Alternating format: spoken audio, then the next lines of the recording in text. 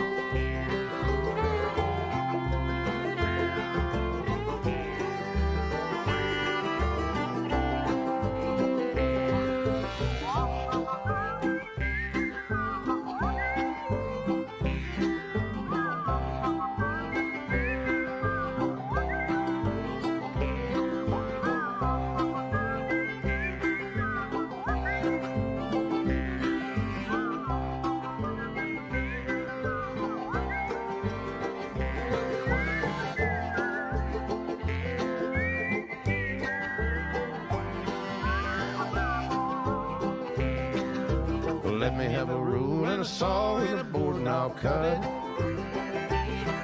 Climb up a ladder with a hammer and a nail and I'll nail it. Well, we worked so hard to build a little house together. In the snow or the rain or the ice cold wind, whenever. No matter any weather, we're together.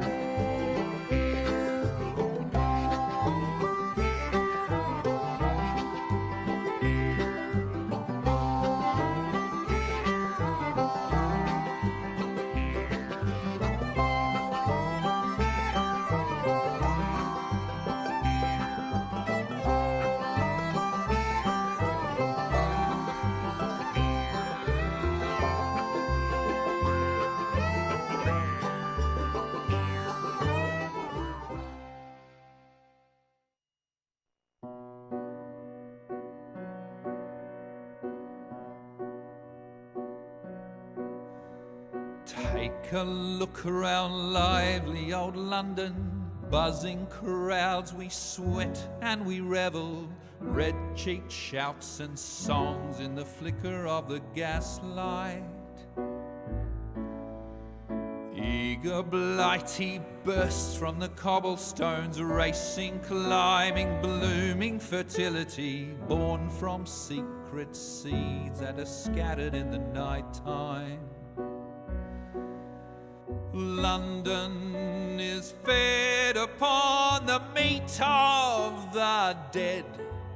They're one shallow inch below the town. Underground, underground, leave them underground.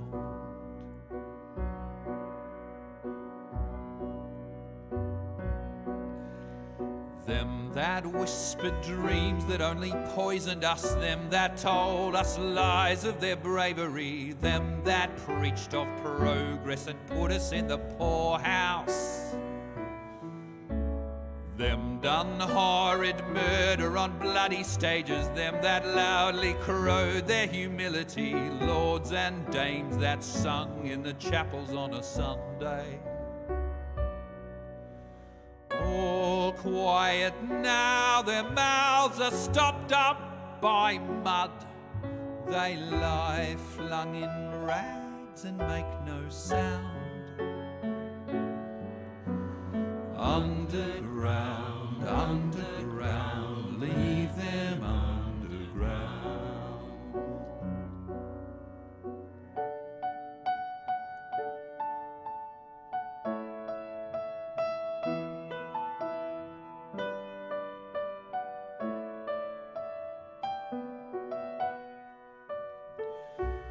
Those who fought for something better, those who taught by how they lived, loved ones taken long before their work was done. Underground, underground, leave them underground. Underground, underground, leave them underground. Underground, underground, leave them underground. Underground, underground, leave them underground.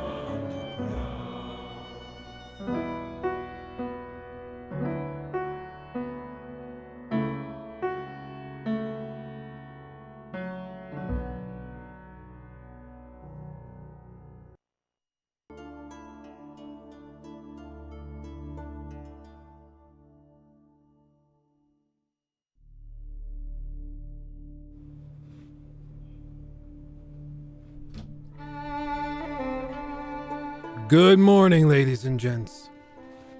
Good morning. Hold on. Just a second.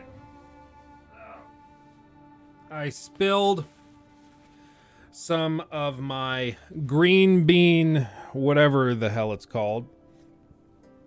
So now I'm cleaning up. How is everybody? How are you guys? Hopefully good. There was a spider in here yesterday. Apparently went and had a field day because there's a bunch of random like spider webs. Just one strand that goes all the way down, but it's made it so like, you know, oh no, he did a lot on the mic. Jeez. You know, like when you walk through a spider web and then it goes perfectly across your face and it feels like you've got a long hair just drifted there. It drives you crazy. That's what this is like. That's my life. And it's like on my head.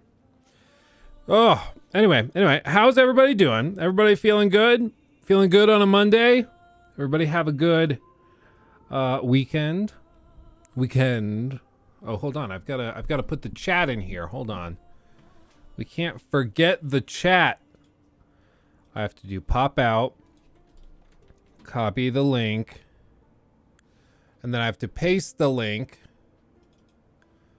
in here. It would be nice if it just like worked, but you know, what are you gonna do? I am Lord. Yeah. Oh, Brutal Legend instead of Brutal Legend. Oh yeah, YouTube doesn't like umlauts. I will try again. Hold on. I will try to just copy your text and we'll try pasting that in. Brutal. There we go. That should be better. That should do it. How's everybody? I kind of had a strangely uneventful weekend. I'll be real. I'm used to like having a bunch of crap to juggle all the time, but this time around we didn't really have that. It was actually quite laid back. Which was a nice change of pace. I didn't mind it. I didn't mind it at all. We got the video for today done like last Thursday. It was just a one-off, kind of a weird one. Basically, we're going to try to play E.T., the original. I mentioned it on stream that we might try it, and I decided to go for it. So we're going to try that. it's one of those videos that'll either pop off or do terribly. I would guess that it probably does terribly, but what are you gonna do? Also, the Callisto Protocol review got demonetized, which sucks because it was doing pretty well in terms of view counts and stuff. And I think it's probably just because there's a lot of gore. I mean, let's be real. There's a lot of gore in that game. So I can't say I blame them, but I marked it as having like violence and all that stuff. But they didn't just age restrict it. They specifically like removed ads because they said none of our sponsors would want that, which is just sucky. I mean, it generally just sucks also for the viewers because there's a lot of very violent games out there, and this basically makes it so, like, already the finishers we had to pixelate, and that was us being extra safe, and now they still flagged it. So I'm like, okay, do we just not review or do games like that? Is that the answer? I mean, that sucks. But they kind of force your hand, right? Yeah, crazy gore, the death scenes. Yeah, well, but that's why we pixelated it. We didn't show that. And I thought that that would fix it, or that at the very least would satisfy them. Because it's like, yeah, no, we're being mature. We're not showing that stuff just to be safe. But apparently it wasn't enough. Evidently not. Hold on, let me see if I can find 12.5. There it is. Copy link to the doc, paste the doc in, voila. Oh yeah. So apparently, I guess we can touch on this real quick. This first little thing I wanted to touch on, it's topical because it was relevant, like the moment that Callisto Protocol launched. So I figured we would at least address it and bring it up just for sake of clarity. Is the wire going behind me? How did I manage that? I got it going behind my back. Goodness gracious. Okay, so what they said happened. Glenn Schofield, the game's director, he came out and he was basically like, yeah, so all the stuttering that's going on was apparently an incorrect file that was patched. He said somebody was rushing and made us stupid. So what he said was, quote, a wrong file was patched, just a freaking error by someone rushing. He also referred to it as a clerical error and stated that it's launch day. This happens, unfortunately. Ooh. If that's true, that's a big oopsie. I mean, that's kind of hilarious if we're being completely honest, because like it's your biggest game release, probably of your career. It's your big comeback and all this. And then on launch day, there's an oopsie. Now, you guys remember I told you on the stream on launch day, there were 2 patches that went up the day before it launched, technically, before the major worldwide release. So at 3 p.m., I'm going to just say my times because it's easier for me to remember. So the game was set to launch at 10 p.m. my time. At 3 p.m., so 7 hours before launch, there was like a 14 gigabyte patch. Nothing big, nothing crazy, but a 14 gig patch. I got that, I downloaded it, and I thought the game actually ran better. It still stuttered occasionally, but it was a lot better. And so I was like, okay, so that's cool. And then I finished the game, I started writing everything out. And then at 6 p.m., 4 hours before, but only 3 hours later, there was another patch, but this one was 65 gigs. It was basically a re-download of the entire game. Which is weird. And also the total game size before that 6 p.m. save was over 85 gigs. I think it was 88 gigs. After that 6 p.m. patch, it dropped to 60, I think it's 68 gigs. So somehow 20 gigabytes of data just disappeared. Now, maybe it was just that they had better compression. Maybe there was something like that. Or maybe all the shaders that they had cached were no longer included in the download. And that's why the download was smaller. I don't actually know. But I did find it very strange that there were 2 patches, one hefty and one just a re-download of the entire game. I thought that was very, very strange on launch day.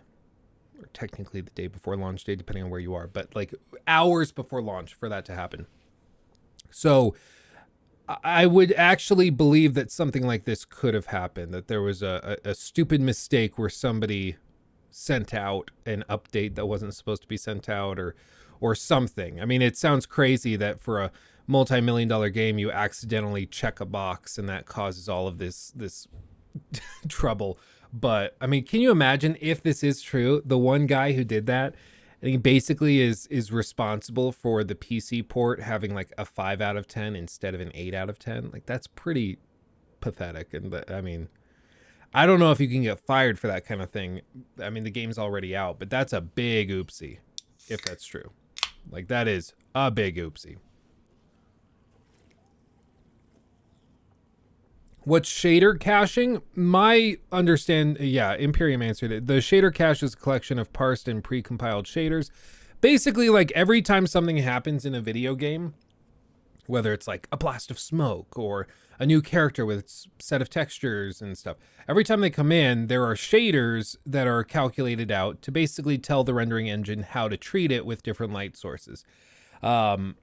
And what happens with a lot of Unreal Engine games is that there are shader compilation errors, or it just isn't pre-compiled, which, like, I don't know if you play maybe Apex. Every time you load into Apex after an update, like a big patch to that game, it keeps you in the main menu while it compiles your shaders. They do this too in Warzone, where it'll keep you there. They heavily recommend you stay on the main menu until the shaders are done compiling. And that's basically what they're doing, is they're running through and they're compiling all the shaders, calculating out everything that you need to do before you start playing. With Callisto Protocol and Gotham Knights, for example, both Unreal Engine games that had the same issue, they don't do that. The game doesn't do that. And so it's trying to compile the shaders the moment that thing happens, which is why there's like a 400 to 700 millisecond stutter whenever something new happens. So like they showed the example in Digital Foundry where you're walking through the kind of belly of the ship, and then there's a blast of steam that's supposed to be kind of a jump scare. But the moment that happens, there's almost a full second pause while the game freezes and calculates out how to treat that smoke or steam effect. And then once it's done compiling that shader, it actually plays out. But if it's already been frozen for like half a second to a second, so it totally ruins the whole thing. So it seems like a big oopsie. And that's what everybody was saying, is everybody was like, this is such a huge oversight. Either it was just blind incompetence, or they didn't know it was going on, which is almost more impressive. So who knows? Too much risk, at the last minute without proper QA. Better to delay the release on PC and be honest about it. And I think, honestly, people would have been open and understanding. I mean, maybe there would be some people who wouldn't be, but I would honestly think if they had just come out and said, listen, we're having some shader compilation errors in this latest build that we finished out. We're just going to compile all the shaders. We're going to release the PC version 24 hours later. 12 hours later, whatever. I think people would have understood that. But the issue with a lot of this is there was already a lot of shady crap going on with not allowing like reviews or previews to go up early, because it really seems like they knew that either the reviews weren't going to be good and or that the PC port was going to be reviewed as garbage. So they pushed reviews back until after the game came out, which at that point, like, to me, it just seems indicative that you knew what you were doing and you were trying to kind of slide it past people.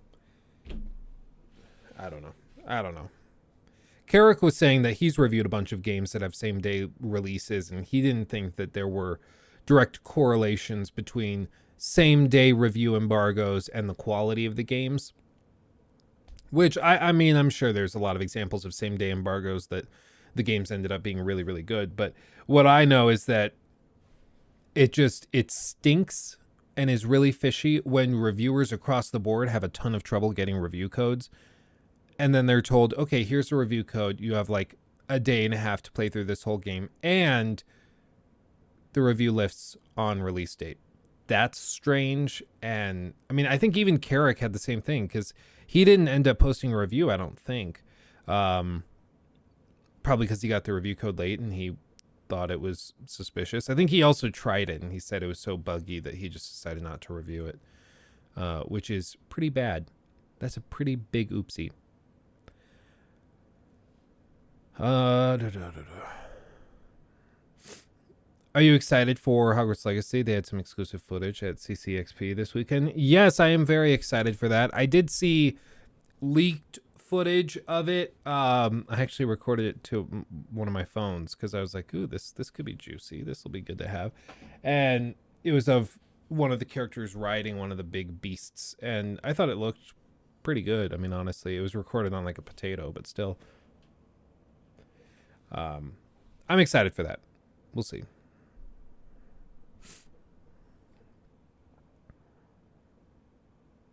Oh yeah, the Dead Space showcase. Hold on. Dead Space. Where is Dead Space? Live premiere. Yeah, the first 18 minutes of the game. Is that what you're referring to? What a beauty. Biggest planet. Oh, hold on. It looks like they already popped the cork. Why is it so dark? We should be able to see our running lights. It does look good.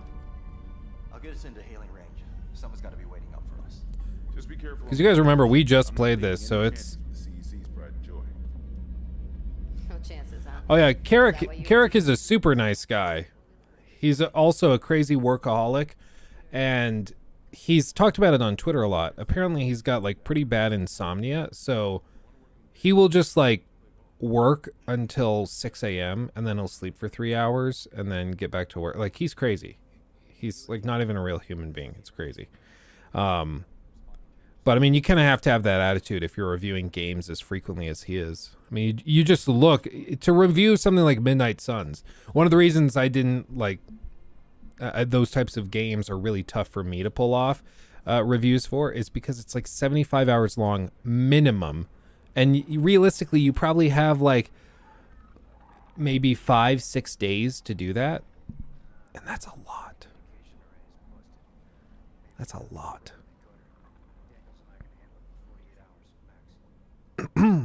Have we actually finished Dead Space on stream? No, like God of War launched, and then there were a bunch like Gotham Knights launched, and we had to cover all of those. And at this point, I'm like, well, maybe we just wait until the remake, because our goal was to see what it was like in comparison to the remake, and I feel like now we could actually get a pretty good idea. Yeah, look at the character models; they're so much better. I mean, already, I think the old game, the original, aged pretty well, all told. We got a fire in one of the stabilizers and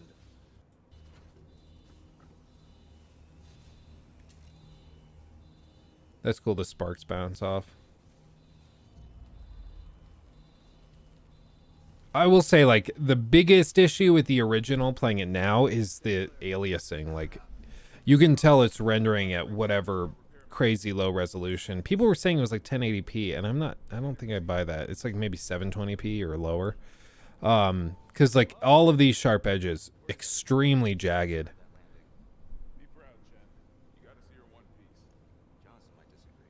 You also got pretty far on Dead Space OG. May as well wait for the remake. That's kind of where I'm at. Okay, let's get to some of the action. Let's see what this looks like. This all looks... It's cool, because like the goal of a remake, I think, should be that you watch it and you play through it, and it scratches all the same itches, and it's almost like if you played the original, it seems just like, yeah, this is the original game. It just looks really flashy and cool. But then you go back and you look at the original and you see what you used to play, and you're like, oh god, yeah, no, this is way better. Because I see this, the room is like 1-to-1 identical. The character designs are familiar, yet certainly graphically very improved.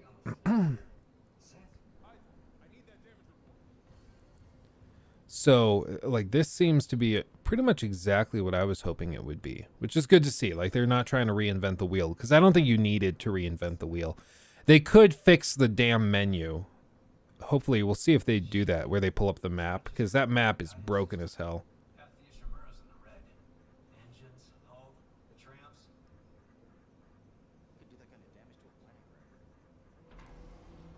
Uh-oh. Spoopy.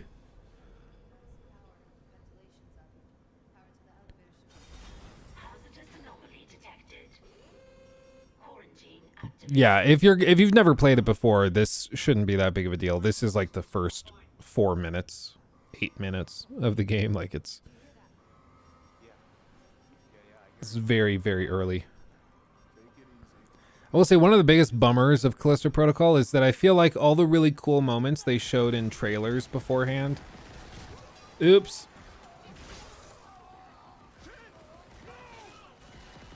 But also, like, you saw all those reviews. People were giving them crap. They were saying, like, oh, God, the freaking dodge mechanic is the worst dodge mechanic in any game that I can remember. I really don't think it was that bad.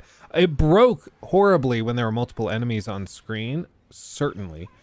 But in one-on-one encounters, which is most of what the game was, unfortunately, I didn't think it was that bad, to be honest. I still prefer like a dedicated L1 dodge. Oh, this is cool.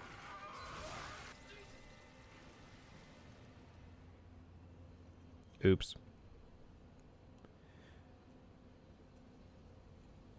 The consistent frame rate, no drops as far as I can see. Same. Well, there's a little hitch, but you're loading here, so that's understandable. It's like complaining that your frame rate drops during a loading screen. It's like, okay, dude. But you guys remember, I was saying about Callisto Protocol 6 months ago, I said every single trailer we've seen, every little thing we've seen, there's hitching. There's small frame drops and stutters. It's really weird. And the only way I can, like, I can't get it out of my mind that if that's what they're showing in their best hand-selected clips, something weird's going on. Because, like, they're making trailers. If they have a perfect cut of that scene to put in the trailer, they'll just use that, because why wouldn't they? Why would they use the crappy version of the footage with frame drops? So if they're showing it to you, that's the best they've got. And that worried me. And then sure enough, Callisto Protocol comes out, and then we see that. Hey, Rocky. Glad to have you back. Welcome, welcome. I'm just not built for these kinds of games. Oh, yeah, remember we had all those... Oh, there goes the leg. Remember we had all those bugs right there? Because of VSync, whatever crap.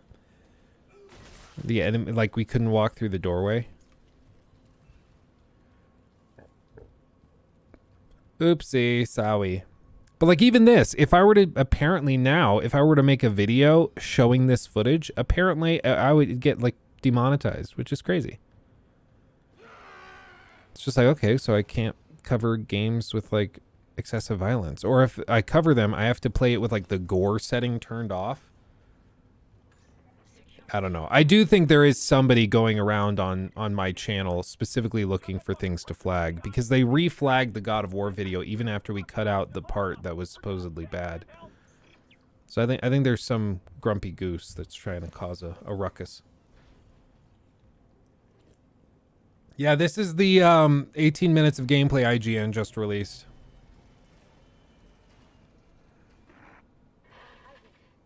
Oh my God, Isaac, you made it. Just, they're everywhere. Shit, is he, He's gone. Nothing I can do. He is dead. What the fuck are these things? The ones I saw, some of them were wearing Ishimura uniforms. They're the crew? How the hell can they be the crew? Look at them. We need to get to the bridge. There's 1,000 people on board. Someone will be there. We can't. The tram system's wrecked. Everything's locked down because of the quarantine. And you're both repair techs. So how do we do this? That's his managerial way of saying, I don't care, fix it.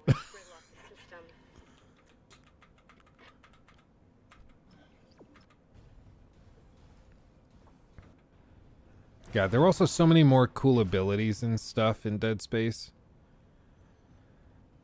I just kept hoping that there would be something in Callisto Protocol, like the one more thing that ties it all together, but it never came. It was just like, yep, this is what we got.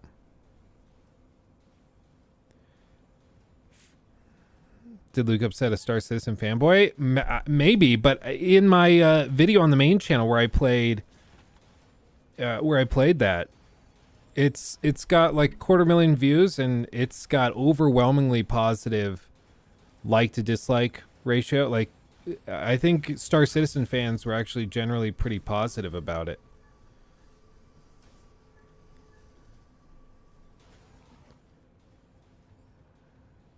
Like, if anything, recently I've been called a Star Citizen fanboy recently, which I find a little funny. I'm like, yeah, I've played it. I don't think I'm willing to make like inordinate excuses. I'll still call them out for like the insanity of the feature creep. Turn around. Okay. But I don't know.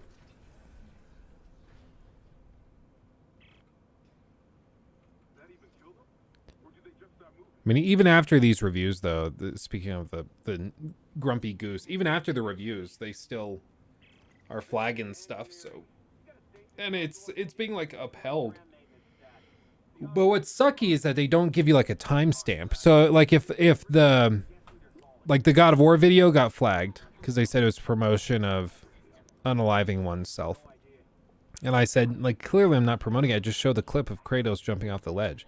I'm not like promoting that. It's horrible. Don't do that. But even then, they still flagged it. So then in this redo, I cut out that portion of the video, but I just introduce it with a clip where I say, hey, I had to re-edit this video, and this is a re-upload because the original video was flagged because of this, this, and this. And then they flagged it again.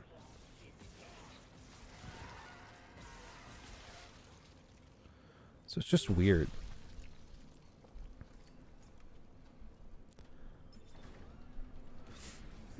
Yeah, it's Skill Up. Skill Up's just out there like, oh, that would be actually pretty funny. This is Dead Space 1, except Isaac speaks. Yes. It is a little jarring, I'll be real.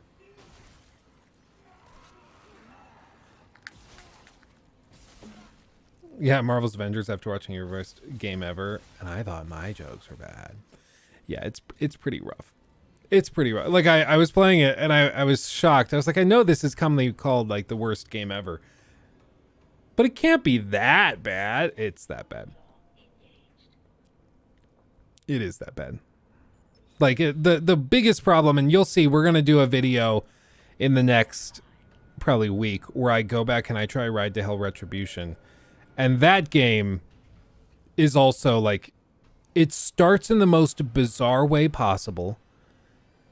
Like, it feels like you glitched into a later mission, but then it just ends. Like, it's really freaking weird. Because I know a lot of people, this guy's playing like me, not aware of the monsters behind him. We were playing on hard. You could not have gotten away with this level of carelessness, if we're being real.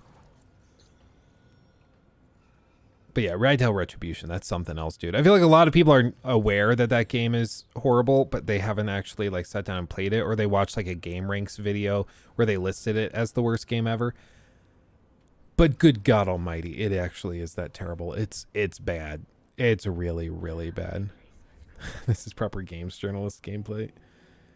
Yeah, I'll be real. Sometimes I really am just surprised at who they get to work at these companies. I think what it is a lot of them, like, for a lot of people, it's that they have journalism degrees, and then they also are like, oh, I like video games, so they apply to IGN, and then they get the job. Even though they're not, like, hardcore gamers or anything. Because, like, let's be real, if you're a hardcore gamer, and you want to get into, like, games journalism or reviewing games or something like that, you probably just make a YouTube channel and become, like, your own standalone reviewer. I've thought about it. I was like, ooh, I could go apply at, like, an IGN or something. But then I was like, wait, what are my benefits? I'll get paid a flat rate. And I remember seeing a clip of this. Talk about, like, freaking me out. That's one of the most difficult to watch gameplay sequences I can think of. That one's rough. But I was like, what the benefit is that I go and I'll sit there and like get paid a flat rate regardless of how well the videos do. I'll get a bunch of people to threaten to like come to my house because I didn't like the game that they liked. And after all of that, like, I don't know, what's the perk? It just doesn't work. Hey guys, it's Luke from IGN here today, and we're talking about all our 7 out of 10 reviews. All of our 7 out of 10 and 10 out of 10s. It is just so funny because I also bash IGN, but their reviews do a good job of like giving you a rough overview of the games. And like, I think it goes to show you, if you're ever going to make a YouTube channel or any sort of really business or like anything full stop, you have to be very careful with what you set as like your brand overview and as your brand identity. Because I've said this before, and I don't think I've ever said this direct to him, but I would happily tell it to him, and he would probably agree. I think it was probably an oopsie on Carrick from ACG's part to make his brand reviews that aren't 2 minutes long or filled with sponsor bullcrap, because already now he can never do a sponsor for a review, even if it's like Manscaped or something. And SkillUp does a sponsor with like every freaking video he does, and based on his numbers, he should be making anywhere from 5 to 10 grand on each of those. So already, like, Carrick is really putting himself in a tough spot with that. And then the 2-minute reviews, I agree, 2 minutes is way too short. But there is something to be said for smaller, shorter, leaner reviews. I know this is rich coming from me, but like when I see a game just released, I'll often go to GameSpot or IGN because I know the video is going to be like 5-6 minutes long, you know?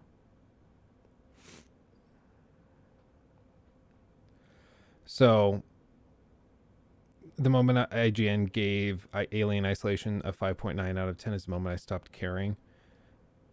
Yeah. Best of IGN, exaggerated swagger of a black teen and makes you feel like Batman. Or too much water. The too much water thing. I remember that. But yeah, all told, like, it's just, you can run into a tough situation when you pigeonhole yourself like that and you limit what you can do. Smaller, shorter reviews. So like whenever long, yeah, exactly. From me, that's what they would be. I think mostly it's just like, I think reviews should be shorter. Critiques you can justify getting longer. 30 to 45 minute reviews, in my experience, sit like in a weird spot because a lot of people like look at God of War. If you try to do a longer review, you will eventually show something that people consider spoilers and they're going to get upset. Or so a lot of people just won't watch that.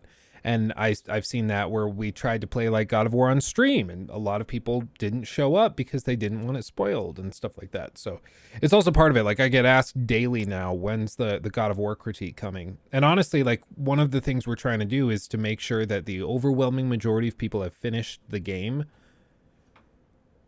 so that they have a reason to watch the video. Because critique, like it's no holds barred. We're going to show everything and all of the like every little tidbit of spoilers will be revealed and exposed. So if people haven't finished the game in its entirety, they're not going to watch. So there's a time with it. Exaggerated swagger was GameSpot. That is, was that about Miles Morales? Is that what that was? I don't know. That's an oof. That's an oof. Pokemon fans will get mad at somebody mentioning the name of an unannounced Pokemon in their reviews. Wild Bunch. I thought it was 5 seconds, Rocky. Let me double check. I will say also, let's see. Yeah, it's on 5 seconds. Pokemon fans, true. Yeah, true. Or like Sonic fans are unreal. I'm just going to be real, guys. Sonic fans are on another planet. 2. Okay. Sonic fans are absolutely wild. Like it was Donkey. I never saw Donkey's video on that. Was it that bad? Donkey. Like, was it actually that bad? I don't know. Maybe it is that bad. Better go to Donkey Castle. Oh. Oh, it's me, Santa. The donkey thing is based on me. This is just one part Skip of the past that. Zeta Halo ring, the largest, most wide-open environment we've ever built. The land feels sad and empty. Yeah, I got the same feeling. I mean, it's grassy. Yup. But on the plus side, I've got plenty of room to run around. Sonic just reviewed his own game. It's right analog to like this. Go to options to change that. Get ready to blaze your own trail. Everybody stand back. I'm about to blaze my own trail. Okay, there's an invisible wall here. Reveal hidden parts of the map. Like my favorite game, Assassin's Creed. Keep in mind that some challenges can only be attempted at night. That's fucking stupid. A notification may appear when Sonic is near some. I can see Sonic fans freaking out at this already. You just don't get it. You just don't get it, bro. Something new. Insert the portal key. Did you know that Sonic is a video game? Stop. Sonic can go up walls like what you were trying to do right now. Knuckles is in an unstable state. Sonic Frontiers offers high-speed, open-zone gameplay that gives you the freedom to play the game in the order that best matches your playstyle. I want to go this way. You are not ready. What if I go this way? You are not ready. Access denied. What about if I go this way? You are not ready. Open zone platforming. I want to go into the forest. This looks cool. You stray from the path. But I'm just walking directly towards the waypoint. Sonic Frontiers expands on what fans know and love about traditional Sonic games. You know, if you can't take a joke about a game you like, I think that reveals a sort of insecurity about what you actually think about the game. You know, like I can say, oh, I like Assassin's Creed Odyssey. There's a lot of really stupid crap in it. Or like, oh, I can enjoy something like The Last of Us Part 2. I can agree there are massive problems with it and that there are a lot of jokes to be had. But like, if you're a fan of Sonic Frontiers and then you hear Donkey doing this stuff and you're like, you just don't understand the game, and actually that's meant to level gate characters so that they can be completely comfortable with the video game before they move on to the next area, and really it's not fair for you to criticize it because it's actually really, really cool. It's like, it's frustrating for everybody. I'm stuck. I tripped on a stair. I'm dead now. Yeah, and full disclosure, I've never understood Sonic games. Even as a kid, I just seriously do not understand the appeal. Like, no part of it looks fun to me. And I've tried the games. No part of the games are fun to me. I'm just like, I'll be completely real. That's why I won't review something like this, because it'll just be a video for like 20 minutes of me being like, I don't get it, dude. That's the whole video. So instead of wasting everybody's time, I just don't make the video. Let's see. Jose, all of his criticisms are valid. He just exaggerates it for the jokes. Yeah, like, obviously, if we're going to dissect it, we could say, like, oh, yeah, he's complaining about there being tutorials. I'm sure this is in the first, like, 15 minutes of the game as you're using each ability and doing all of that. And so, yeah, to complain about there being tutorials showing you how to do stuff is kind of stupid. But, again, it's for the jokes, and it's, like, funny, you know? Open zone platforming. Wasn't this region locked off before? I think you can interact with it now. I think you can rotate some of them. I hate this. The sun is going down now. I'm still doing the... In Sonic Frontiers, Sonic's combat gets an upgrade. I'm just hitting the square button. That's all I'm doing. The fuck? Huh? How do I... Go... What? What the fuck just happened? Whoa. Huh? Wait, huh? What's this? Huh? What? I'm dead? Should I do this? There. There, I win. What is wrong with you? Yeah, dickhead. Sonic would never endanger anyone. Yeah. He's even going to help this Coco reunite with their one true love. Wait, I don't want to do that part. Oh, hey, Sonic. You come here to fish too? Is that his actual voice? Really? That's hilarious. I found Sonic's one true love. Whoa! 90% of this game's budget just went into making the 3D models for the fish on this. Complete fun side quests to help rescue Sonic's friends. What? fuck kind of game is this? Who the fuck? What the fuck happened? Yeah, get back here, you big drip. Oh, they found their one true love. Wait, what the fuck?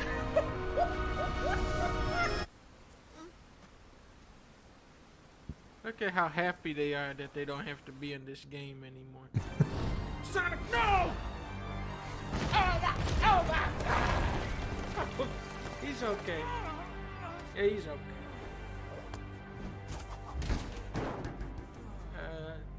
Yeah, he's okay. See? He's dead. Bada bing, bada boom. You can eat that gabagoo if you catch that one. Yeah, it doesn't help that Sonic fans are notoriously fun to annoy. Yeah, I could see that. I could see. Is it bad that when I think of a Sonic fan, all I think of is Chris Chan?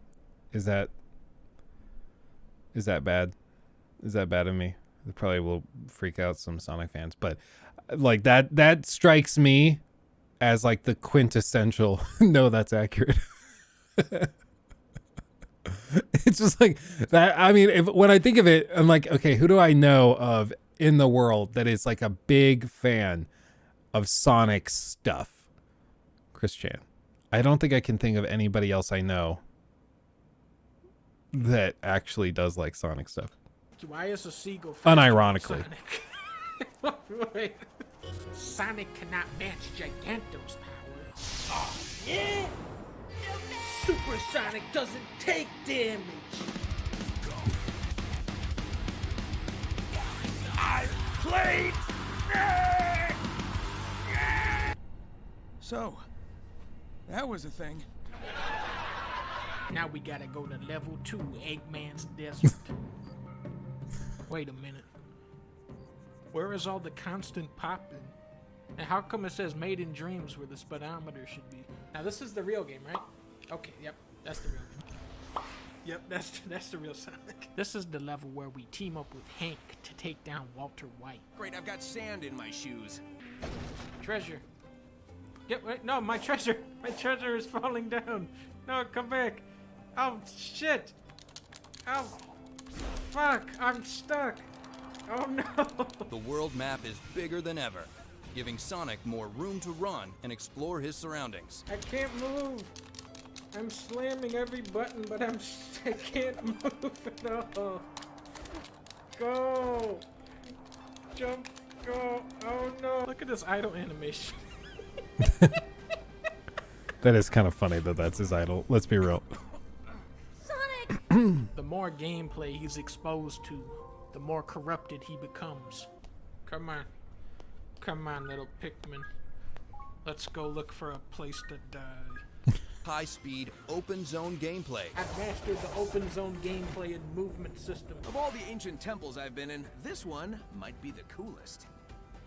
But Sonic, that's the 7th time we've seen that exact temple copy and pasted onto the map. Hey, I've seen my fair share of pinball machines. I know one when I see one.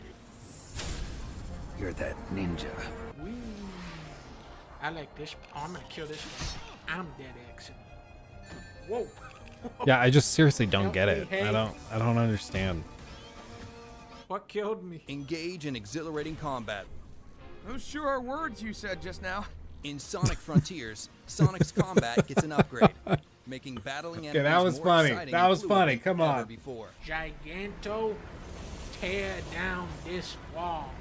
Stop spinning like this isn't a real game. Stop spinning. That's it, Giganto. What the fuck?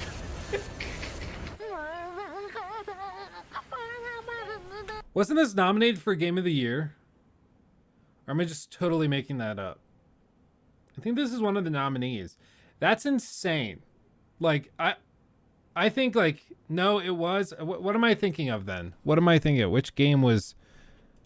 Because there was one of the nominees, the Game Awards. Or maybe it was nominated for a subcategory that I'm thinking of.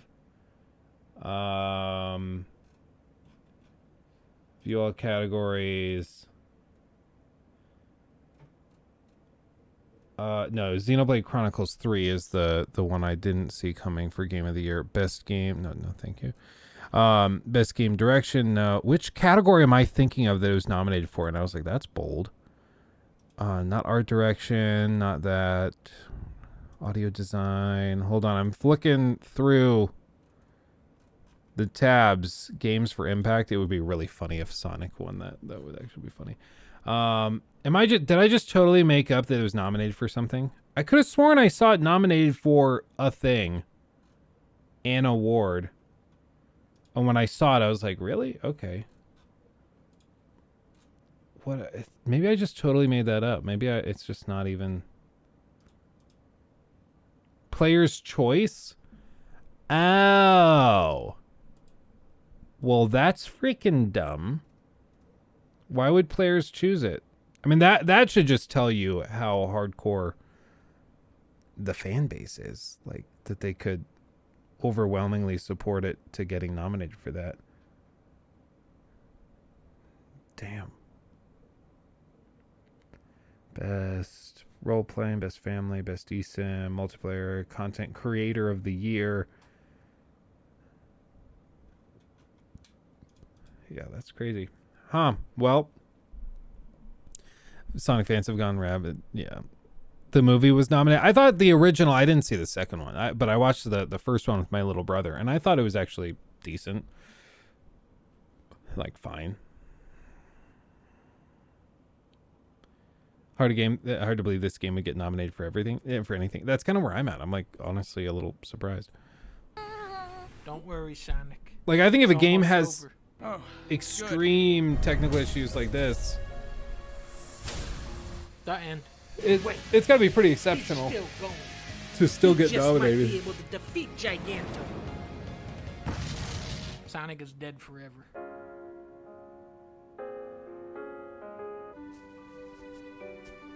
So, that was fun. No, don't play this game. No.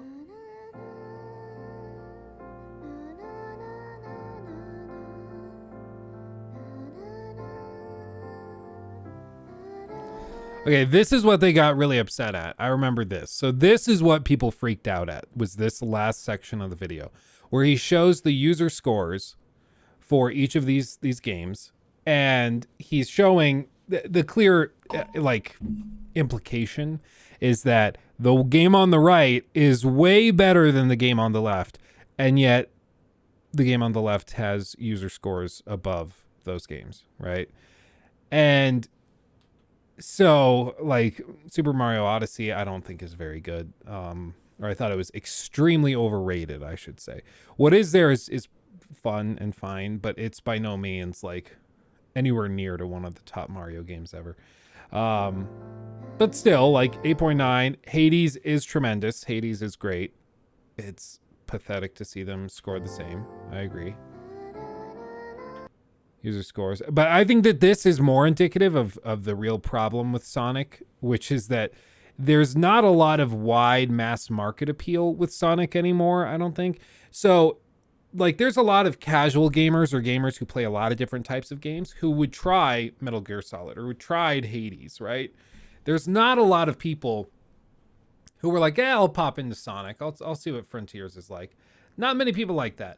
And so there's like a chunk of hardcore Sonic fans that are going to play this and are going to give it 10s no matter what, because they're hardcore fans, fanboys and fangirls of it.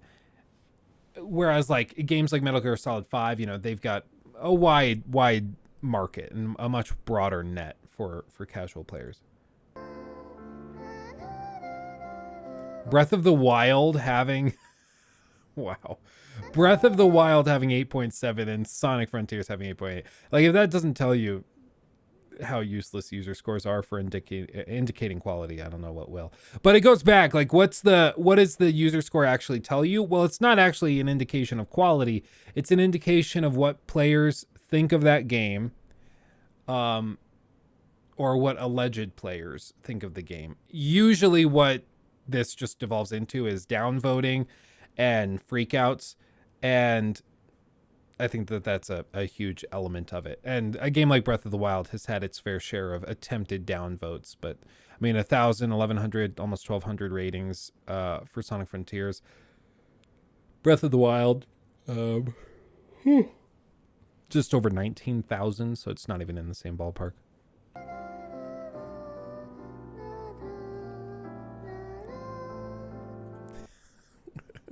The 7.8 for Elden Ring compared to 8.8 for Sonic Frontiers. Like, people freaked out. They were like, see, so you were trying to push your fans to go and downvote. And I will say, like, let's be real. Donkey knew what he was doing. Yeah, putting this out, being seen by 3 million people. Yeah, you're going to get a lot of people who go and then downvote Sonic Frontiers. Because they're like, obviously, if they like any one of these games on the right, they're going to be like, yeah, Sonic Frontiers is nowhere near as good as that. So they're going to downvote it. So that, like, he knew what he was doing. But it's a user score. Like, are you going to freak out over that? Really? I thought that didn't matter to you, you know?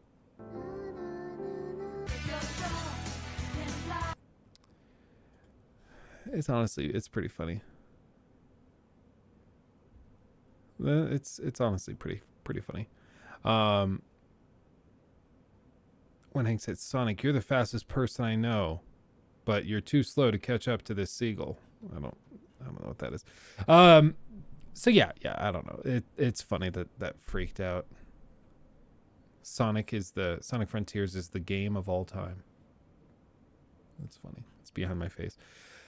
What are you gonna do? Honestly, not freak out. What is the, hold on, Metacritic Sonic Frontiers. Oh, they've held the Metacritic, or maybe Metacritic went in and like removed a bunch of the bot reviews.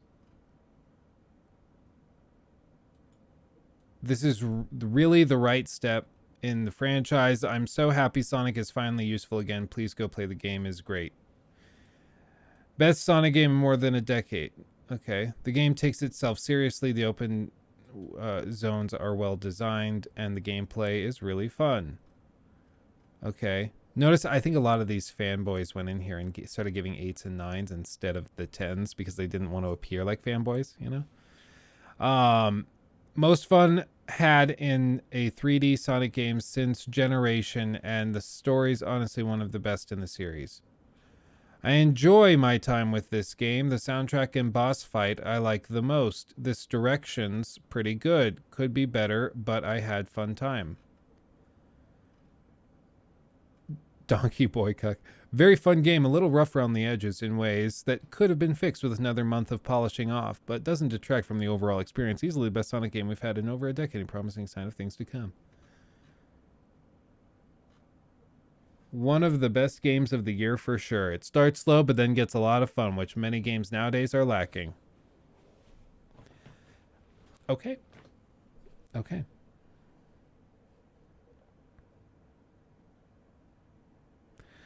I don't know.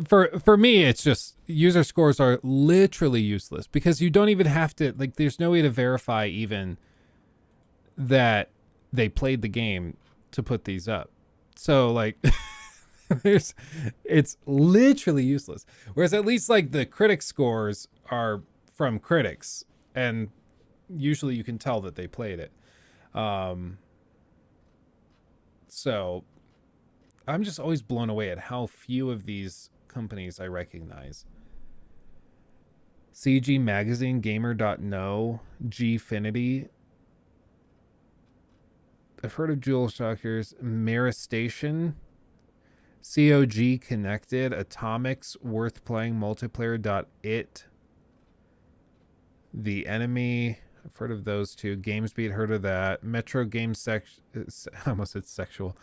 Central, I haven't heard of that one. I'm just always blown away at how few of these I've ever heard of. But I'm like, if they got review codes, they clearly have an audience. Somebody's reading it.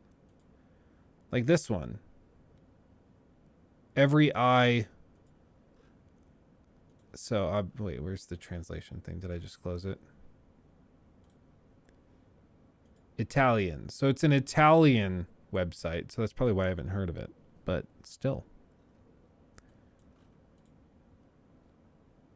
In Killing of the Three Titans who patrol the island. Oh no.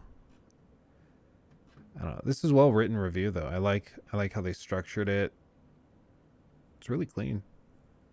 I'll give them that. It's really clean. Like it. I like the appearance. I'll give them that. I think the best thing is just to find a few reviewers who you find like the same sort of games you do, and then between the reviewers you will get a gauge of the game. Yeah, absolutely. And it's the same thing as like asking your friend who you tend to agree with on games and be like, hey, what did you think of this? Should I get it? And then take their word for it. You know?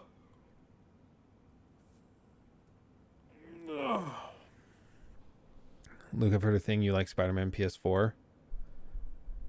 I thought it was pretty fine. I would probably give it like an 89 out of 100.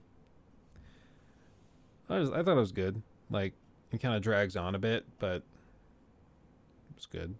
The side content is laughably terrible. Just copy and pasted backpacks around the city. But the swinging is great.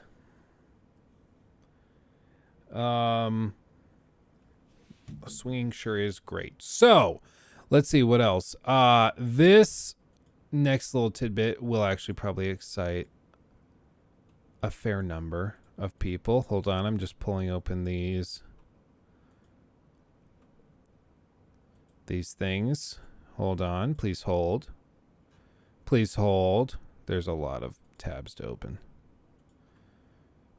Okay. Ooh, Star Wars Jedi Survivor Steam page leaked early. Ooh, baby. Ooh, baby. Okay. We'll run through these, and then we will get into some Brütal Legends, because I'm very excited for that. By the way, everybody like the stream. It does make a difference. It does help. Blah, blah, blah. Like the stream. It makes a difference. It's what YouTubers are supposed to ramble about and say, okay? Is that date dead ass, though? That's a good question. Dead ass is all that really matters. I do agree. I don't know. if I'm being real. Apparently somebody popped in randomly and there was a date listed on the page, and so they went in there and they took a screen capture. Who knows? Who knows? The date makes sense, so I don't think it's that outrageous, but still. Rocky's playing hardball. Like or ban. It's like vote or die, but it's like or ban. Oh, that's good. That'll be our new policy. Yeah, that'll be very popular. Okay, close. Okay. So, this first thing, you'll have to ban me. I'm not a sheep. I am a human being. Okay, here we go. Witcher 1 Remake will come after The Witcher 4. CD Projekt Red is setting expectations that they won't take on. I think they meant take on more work. They won't take more work than they can take.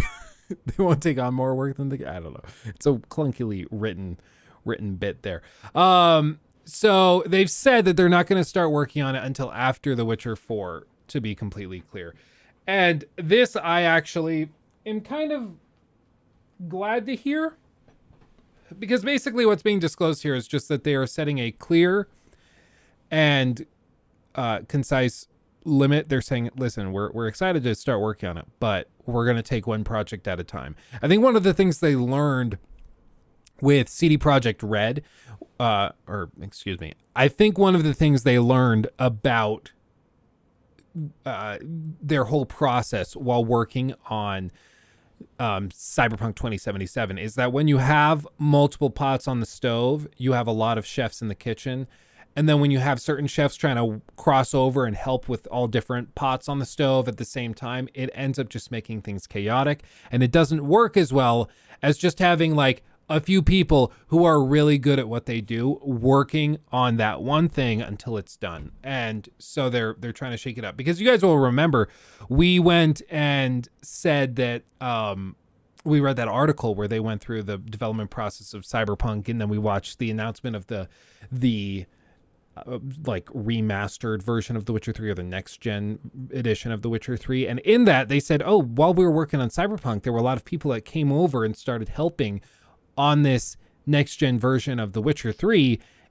because they just love The Witcher so much. And it's like, oh, so that maybe explains some stuff, because a lot of the people working on Cyberpunk would regularly leave their desks and go help with another project instead of what they were supposed to be doing. So I think they're learning their lesson, and they're just coming out and saying clearly, listen, we're not doing that same thing. We're going to work on it, and we're going to work on it when the time comes. But we're going to get this one thing we're doing down pat. We're going to make it awesome, and then we'll move on to the next project, which I honestly think is probably the best bet, because it doesn't sound like they have a huge collection of individual teams and studios. There's going to be a lot of overlap where members of the teams help each other and work on different stuff, especially something like a Witcher 1 remake, where there's some veterans who have been at the studio for 20 years and would love to work on the Witcher 1 remake and return to that, but you know, they need to finish their primary jobs first. So I think that's actually kind of good to hear.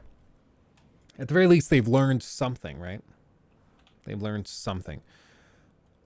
Let's shake this up. Let's see. Yeah, that'll work. Okay. I'm trying to just alternate news sources. Okay. This next little one. Oh, yeah. The Last of Us trailer. Yes, I did see that. It is straight bussin'. I do think it'll be good. Like I've said, I don't think it'll bring anything to the table that is like new or crazy for Last of Us fans, but it's not meant for us. It's meant for the people who have never seen or heard of The Last of Us. And without a doubt, the moment that HBO series drops, there's going to be a huge spike in people playing The Last of Us and The Last of Us Part 2. Or I guess now it's The Last of Us Part 1 and Last of Us Part 2. So it's going to be a huge thing for a while. Just, I mean, think of what happened with The Witcher on Netflix. It's going to be the same thing. It's going to be everywhere. You're going to see every random celebrity hyping it up. It's going to be so annoying. James Corden is going to do like a whole Last of Us themed karaoke party with Beyonce. It's going to be the most annoying thing ever, but we're just going to have to we're going to have to persevere, stay strong, and together we can survive James Corden. Edgerunner, I think it'll be way more than Edgerunners, because I don't think Edgerunners was even as big of a deal as The Witcher when The Witcher first came out. I think this is going to be that on steroids. I think it's going to be even more, because it's being developed by the same guy that did Chernobyl, and so it's going to get the TV critics really hyped up. I think they're going to love it, and then that's only going to make it more cool and more hip to be into it. So it's just going to pop off. I want to know how they're writing it. If they're going to set it up for basically The Last of Us Part 2 as a second season. I don't know. That could be interesting. Could be really interesting. My wife is stoked. She watched me play 2 and has always wanted to go back and play 1. Oh, it's going to be perfect. It's going to be freaking perfect. I would be shocked. Who do you think they cast as Abby, though? Who do you think they would cast as Abby? Or is it just going to be like a total ringer and it'll be somebody nobody's heard of before?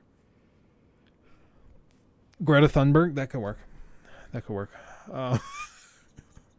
Anyway, okay, moving on. By the way, everybody like the stream. We can do it. Brock Lesnar. Jesus Christ. Okay, hold on. If you guys don't know who Brock Lesnar is, hold on. Oh, that's actually one of the funniest freaking things I've ever had put into chat. That's really awesome. So Brock Lesnar is a freaking mountain of a man. Hold on. Abby, The Last of Us. I'm just going to do a quick side-by-side. The Last of Us. It's ridiculous. Okay. So this is Abby. Hold on. Open in new tab. Open image in new tab. Okay. This is Abby. Okay. I'm going to swap my camera to the other side. Abby in The Last of Us. Pretty strong. Don't mess with her. Farrell said that they should cast Brock Lesnar as Abby.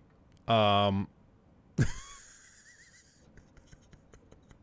dude's like 6'8", walks around casually at 400 pounds of pure muscle.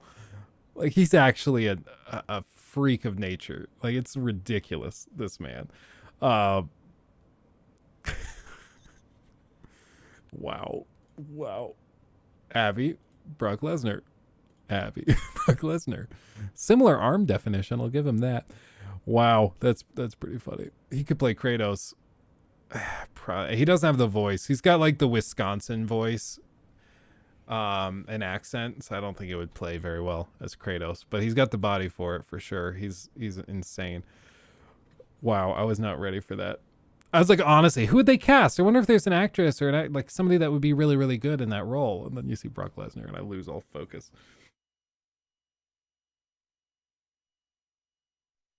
Are those before and after pics? Yeah.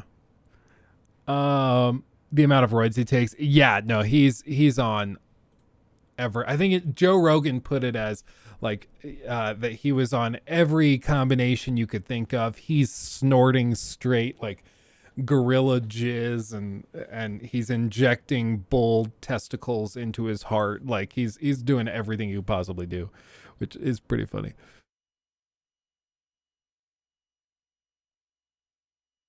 Yeah, it's just Liver King all over again.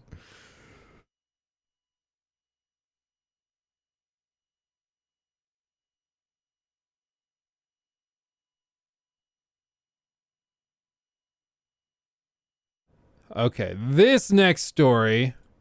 Yeah, that Liver King thing, though, that was actually hilarious. I was shocked that was even a bit of news. I was like, guys,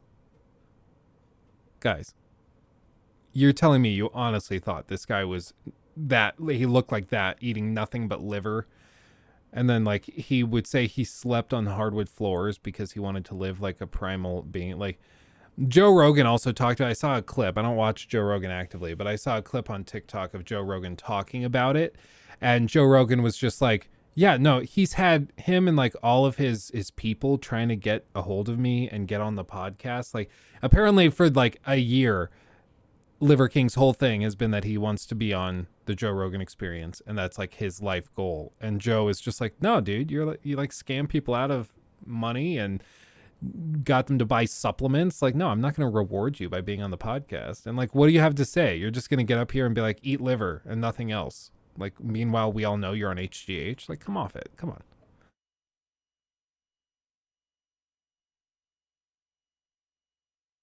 No, his thing, Brandon, I agree. It's not just steroids. His thing is that he was taking HGH, which is human growth hormone.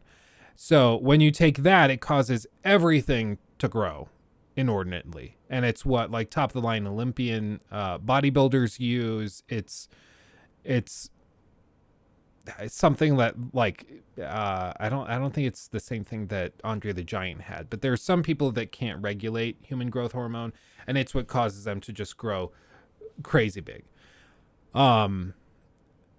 Like a lot of bodybuilders, people like that will use HGH in combination with steroids because HGH causes you to grow, while steroids basically lets you work out and then recover super quickly, so you can just work out. But the big myth of steroids is that you can just like take them, not work out, and then be fine. Whereas like steroids just kind of empower you to go and work out like relentlessly. Rogan, I think though, he's just on like, he said openly he's on testosterone replacement therapy, so TRT. He does stuff like that. Looking at Joe Rogan, I wouldn't say I think that he's taken like insulin and HGH and stuff like that. I don't think he has a crazy stack. I just think he's like a 50-plus-year-old man who's taking a bunch of testosterone so he can still work out. But that's honestly, it's pretty common. A lot of like my old boss, he would have testosterone injections just because he wanted to stay active and fit. And so he would get testosterone injected because when you're older, your body doesn't naturally produce as much. So he would get that injected and it would help him work out more. So Rogan has low T. I think everybody starts to get low T when they're in their 50s. It's just part of getting older. But he's got the money to just throw it at doctors to put him on testosterone so he can keep working out. You know. Yeah, I'm really glad, Rad, that they gave roles to some of the OG cast. I think it's super cool.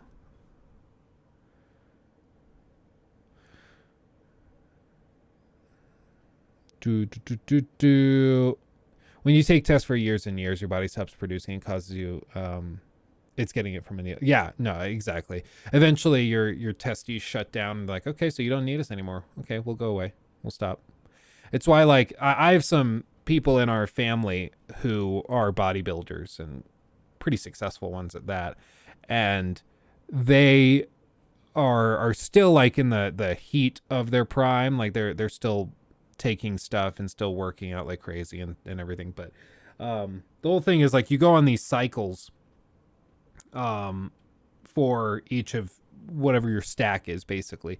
But when you come off of it and say you took something that causes your testosterone to peak like crazy, what happens to a lot of bodybuilders if they're not careful is they'll get off of testosterone. But if they don't put in like estrogen blockers as well, when they get off the testosterone, they have zero testosterone being produced naturally, but they're producing estrogen naturally at the same levels. So like these huge bodybuilders will just grow like breasticles on their chest, and they're like, what the hell happened to me? I don't know what's happening.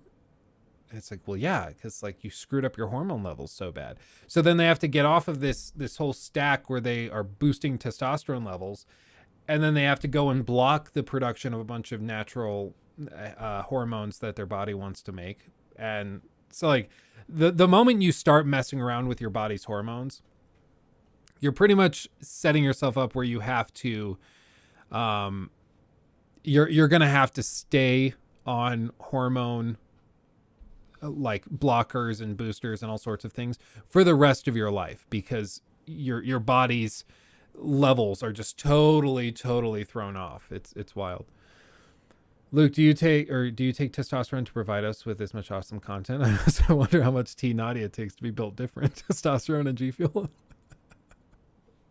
Yeah, it's a good question. How much does she take to be built different? Considering how short she is, I don't think she's taking enough. But I think, like, I'm not on anything. I've never been on anything. But yeah, like, I'm not going to shame somebody if they are on testosterone. I do think it's funny that, like, Rogan might give people crap for being on hormone replacement therapy, and then meanwhile he's on it. But he's like, well, no, it's different because I want to be able to work out. Like, okay, dude. Okay. Anyway, so this from Deadline. Story Kitchen teams with gaming company Slow Clap to adapt popular video game Sifu into a live action feature. This, honestly, of all of the games that have released in the last like 2 years, this one I think fits really well for a John Wick style film or TV show or something. Like, it just works. The combat, the quick like kung fu style, the really interesting art direction. I just think it works really well. Like, will it be an amazing genre defining piece of media? No, I'm sure not. But like, I think it's going to be enough to be entertaining, and it'll be a good romp in the proverbial hay, as it were. So that's a thing that's happening. There's not much more to it than that. The next story is a little more mysterious. Warner Brothers allegedly has a secret 43 gigabyte game coming to Xbox Series consoles, and this was part of something that was basically data mined from the Xbox store. It's really confusing, but basically the only details we're sure about, quote, about this game is that Warner Brothers is the publisher, and that the mystery game has a staggering file size of 43.43 gigabytes. The file name of the game is MetCat, which provides little clues as to what the game could be. At a time when Call of Duty Modern Warfare 2 and Call of Duty Warzone 2.0 respectively clock in at roughly 100 gigabytes, this mysterious game is not the largest size we've seen for modern games, blah, blah, blah. This mysterious game is also appearing for the Xbox Series X and Series S, but not the Xbox One consoles. While it may turn out to be not to be the case, it seems likely that this game is exclusive to current generation consoles. Of course, it is also possible that this game would be coming to PlayStation as well. Our source notes these announced upcoming games as possible candidates for what this game could be that's listed on the Xbox store. Could be Hogwarts Legacy, open world games, and the world of Harry Potter, scheduled for release February 10th. Suicide Squad Killed the Justice League. All we know is that it's scheduled for release in the second quarter of 2023, whatever that means. It could be very likely that this is it, considering that it's like we know basically nothing else about it. I would presume Harry Potter is going to be even bigger than 43 gigs. That's pretty small for a game the size that they're trying to promise, but who knows? It could also be the Wonder Woman game. Little is known about this upcoming game as of right now. The developer Monolith Productions made the Middle-earth games, but it's also extremely early, and I don't think that this game is coming out for at least a couple years, so it seems unlikely that that's it. It could be a NetherRealm Studios game. This honestly feels like, in terms of size, it could be the best fit. They're the developers behind Mortal Kombat, Injustice, WWE licensed game they made as well. NetherRealm has only teased working on both the next Mortal Kombat game and Injustice, but at least these teases do not indicate the studio is making any other projects. Who knows? I mean, it could be any one of those. I think 43 gigs fits better with a fighting game than anything else, but yeah, what are you going to do? Isn't that what Elden Ring is? I think Elden Ring's a lot bigger. Like, no, 46. You're right. 46 gigs. So, I mean, yeah, I guess it could be. This may be disappointing to think about, but it's possible that we'll never find out what this mystery game is. Whatever it is, it would be easy for Warner Brothers to pull out this listed unit and replace it with whatever it should be, or just remove it altogether. Interesting. I mean, what this tells us, it could be literally anything. I don't know why. Maybe somebody involved in game publishing could tell me. I seriously do not know why anybody would, or any studio would have a game listed on the store and uploaded, or a version of it uploaded this early.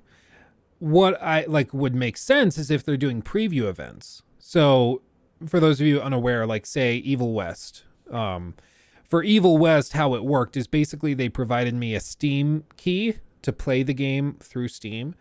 And then there was a special, like, you know how you can go into the settings and you can basically say, hey, I want to be considered for beta versions of this software. And usually they'll require you to put in another key that's like 20 digits long and all random, like letters and numbers and stuff. And then you put that key in, and then that gives you access to that specific beta thread or beta build for the game in question. And so for Evil West, there was a specific beta version of the game that was built for reviewers, but that had been uploaded probably for like a month before launch, right? So it could be something similar to that, where they have a version of this game up on Xbox right now for reviewers or for games journalists to test out and try while they build out versions of the game that they like. Who knows? It could be any number of things like that. But for something like this, I mean, Hogwarts Legacy, it could be Hogwarts Legacy, and they have a build up there that's a little smaller in scope that's being put there for like IGN reviewers and IGN people to work on, like guides and maybe preview footage, or it could even be something where they have a company they're working with to produce trailers for them, and that company has access to a code through Steam just to make things easy. Who knows? Who knows? But that's the whole thing. Check your email, I guess. Yeah, exactly. Feel like you'll get early access to Hogwarts Legacy? I really don't know. I will say I've been working with these guys out of Los Angeles that are amazing. 28th Avenue, they're a talent agency, and so we've been talking and working together on a few different projects, but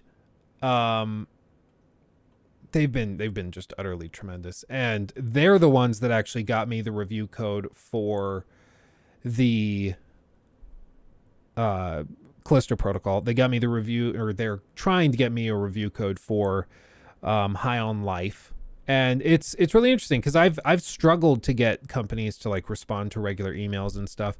I barely scraped by and got on the PlayStation list of review codes and stuff. But this talent agency, like, they have connections with Xbox, direct connections within like corporate of GameStop. Like they have the names and numbers of people to get stuff done. And so if I stand as better or as good a chance of getting a review code for Hogwarts Legacy as I ever have, mostly because of them. So we'll see.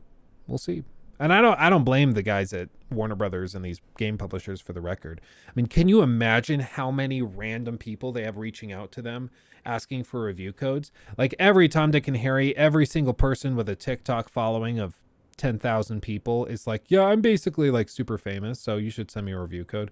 They have to deal with so much crap like that. I can only imagine. So it's got to be tough. It's got to be pretty tough. I've been hoping for a February Starfield release, but Feb is so stacked. I feel like there's no way. Yeah, I just don't see that there's a reason to launch in February for them. Like, wait till March or April. You'll be fine. Or push it to the summer. Release like late May. Late May is always a good time. Kids get out of school. They'll play it all summer. It'll be the big news for the summer. Like, just do it then. Easy. Still cannot wait for Legacy. Will be devastated if it's not good. I think seeing that preview the other week, it'll be solid though. Yeah, I think like based on what I've seen right now, my skeptical evaluation is that it'll come out being like maybe an 85 to a 90. It'll be good. The story will probably be a little lackluster. I could see it being like a little repetitive in terms of combat and gameplay and level design and stuff. But I think it'll be pretty good. It'll probably be a little shorter than people expect it to be. Maybe like 15 to 20 hours for the story. So I would expect to see stuff like that. But I think it'll still be tremendous. So let's see. This one is just a point of, I guess, a word of warning is what we'd call this.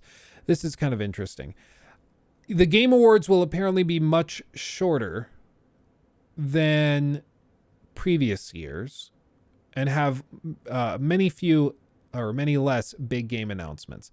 This is from the Jeff Keighley, like they were doing a Twitter space thing, which is kind of like Clubhouse where you can just ramble and rant about stuff. And he was doing this, taking questions about the Game Awards and everything. And what he said was, quote, I won't say anything officially until we're through the rehearsals, but I think it's going to be significantly shorter. He talks about significantly cutting back on games and runtime. Quote, we definitely have cut back pretty significantly in terms of the runtime on the show and just, kind of a fewer bigger games that'll be in there. And, people always debate about what they're presenting. About are they presenting enough? Okay, whatever that means. Still promised there will be exciting announcements he has been waiting for years. Okay. Quote, we've got some really great announcements. I think some really amazing studios around the world that are participating in the show this year. There's some games that I've been hoping and wanting to show for a number of years that are finally ready this year to showcase to folks at the Game Awards, so we're very, very happy with how that's coming together. Okay. I mean, cool. Let me be clear. This is a damned if you do, damned if you don't situation. Because the Game Awards, always, people say either it's too long and filled with too much random crap, with like mobile games galore. You guys remember last year, there were tons of mobile games. There were the random, like, what was that game even? No, that was the Summer Game Fest is what I'm thinking of. Like all of these showcases, it's always a mixture of random mobile games, random crap like that, weird movie tie-ins. They bring out celebrities because all Jeff Keighley really wants to do is to hang out with celebrities and to feel famous for a night, a year. And then like people ramble and rant because they're upset that there weren't enough big announcements. And then if there's a huge announcement, everybody's super excited for it. That's the one big announcement. And then everything else in the show sucked. So no matter what, like if he comes out and he says, yeah, this show is going to be an hour long, super lean. We got rid of all the random crap. It's just going to be a few kind of cool announcements and the awards. That's it. Cool. But I like, honestly, I prefer this. I hate the random like cutaways to like an obscure award nobody gives a crap about for like 30 minutes while they do interviews with people we've never heard of. That stuff drives me insane. And I feel like there's honestly probably too many awards if we're being real. And I just, yeah, I'm perfectly fine with it being a little more lean. Elden Ring DLC. That would be cool. Is that the pyramid from Origins? No, this pyramid behind me is the Lego pyramid. I mean, technically this pyramid was in Origins, but this isn't like branded Assassin's Creed. It's just the Lego Pyramid of Giza. Great Pyramid of Giza from Khufu. Best walking animation is my favorite award. Yeah, for real. So it'll be interesting. Some of the comments are interesting here too. Before every show, Jeff seems to just admit that it will have mostly filler announcements. Like, I understand that he wants to manage hype, but it clearly doesn't work since people are still disappointed by the majority of his shows. Cutting down on the runtime is a nice change, though. I hope that doesn't mean more awards are going to be put into the pre-show. That is one thing I find a little frustrating, is when you're like, okay, what's going to win RPG of the year? And then you find out that they announced the winner like 20 minutes before the show even started. It's a little annoying. But if he cut out most of the filler announcements and gave more of a focus on the awards while still having room for huge announcements, it would greatly improve the show. 70 to 80% of the announcements at his shows are really uninteresting. Last year, it was unbearable how the majority of the show was trailers for games that I just didn't care for. Also wish he had more people from the industry presenting and not random celebs, which probably takes a lot of the show's budget. I wondered about this, like if it actually did take up budget to have celebrities come and do it. Like you have Vin Diesel come out and present something, but I'm not actually sure that they do pay those celebrities. I think what it is that it's part of the marketing for those celebrities on their projects. So like Vin Diesel is voicing whatever the character's name is in Need for Speed, Vinny or something, I don't know, but he's voicing somebody or playing a character in the game. So part of the deal in his contract is that he has to attend marketing promotions and things for that project. They'll usually set like a set number of events that he has to take part in, and then he goes and he'll do that, and this was considered part of that promotion for the game, right? So I don't think that they're necessarily paying them. I do think that they're paying like the airfare perhaps for a lot of people, but even that I would kind of be skeptical of, because I would guess like if you are nominated for Game of the Year, you're probably going to have your company like pay to take you out there. I don't think the Game Awards has to. They just have to put on the show. I kind of doubt that he's paying for reveals, like he's paying Sony to reveal a game there. So I'm kind of skeptical of that. I like renting out the space is obviously expensive. The cameras they use are very expensive. Without a doubt, it costs millions of dollars to put on a show like the Game Awards with the production values they have, without a doubt. But he's making a fat bag from this every year. Dude, for real. Thank you, Jesse. He's not a showman. He needs help from entertainers, and I don't mind cringe-ass influencers or whatever G4 was doing. Damn, if you want to go that route, hire the Oni Plays people, and they'll burn it to the ground, but it'll be fun as hell. I do find it really, really frustrating just how non-charismatic he is. It's really frustrating to watch. Did you know that in the hit 2014 film Need for Speed, famous actor Aaron Paul plays the main character? Critics bashed it for not calling the main character Jesse.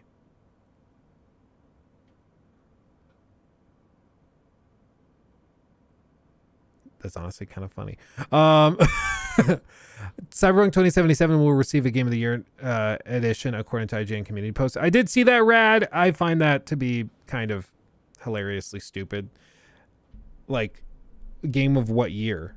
The fact that you have to ask which year you're talking about should tell you that it's probably not deserving of a Game of the Year award. Like, I can enjoy the game now. I can think that it's pretty solid now.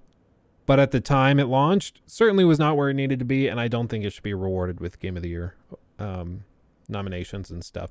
And like the DLC, if you want to name the DLC as the best like ongoing support of a game or best expansion of the year or something like that, okay, cool, do that. But to call it Game of the Year is hilariously stupid. What is your thoughts on the category most anticipated game? Do you think that that's a valid category or not really? I think it's kind of fun. Like it's a good indicator of like especially in years to come, it's a good indicator of where we were as a community. Because it is interesting to think back and be like, okay, what was the most anticipated game of the year? It was Elden Ring, and it lived up to the hype. That's crazy. Or what was the most anticipated game before that? Death Stranding was right up there.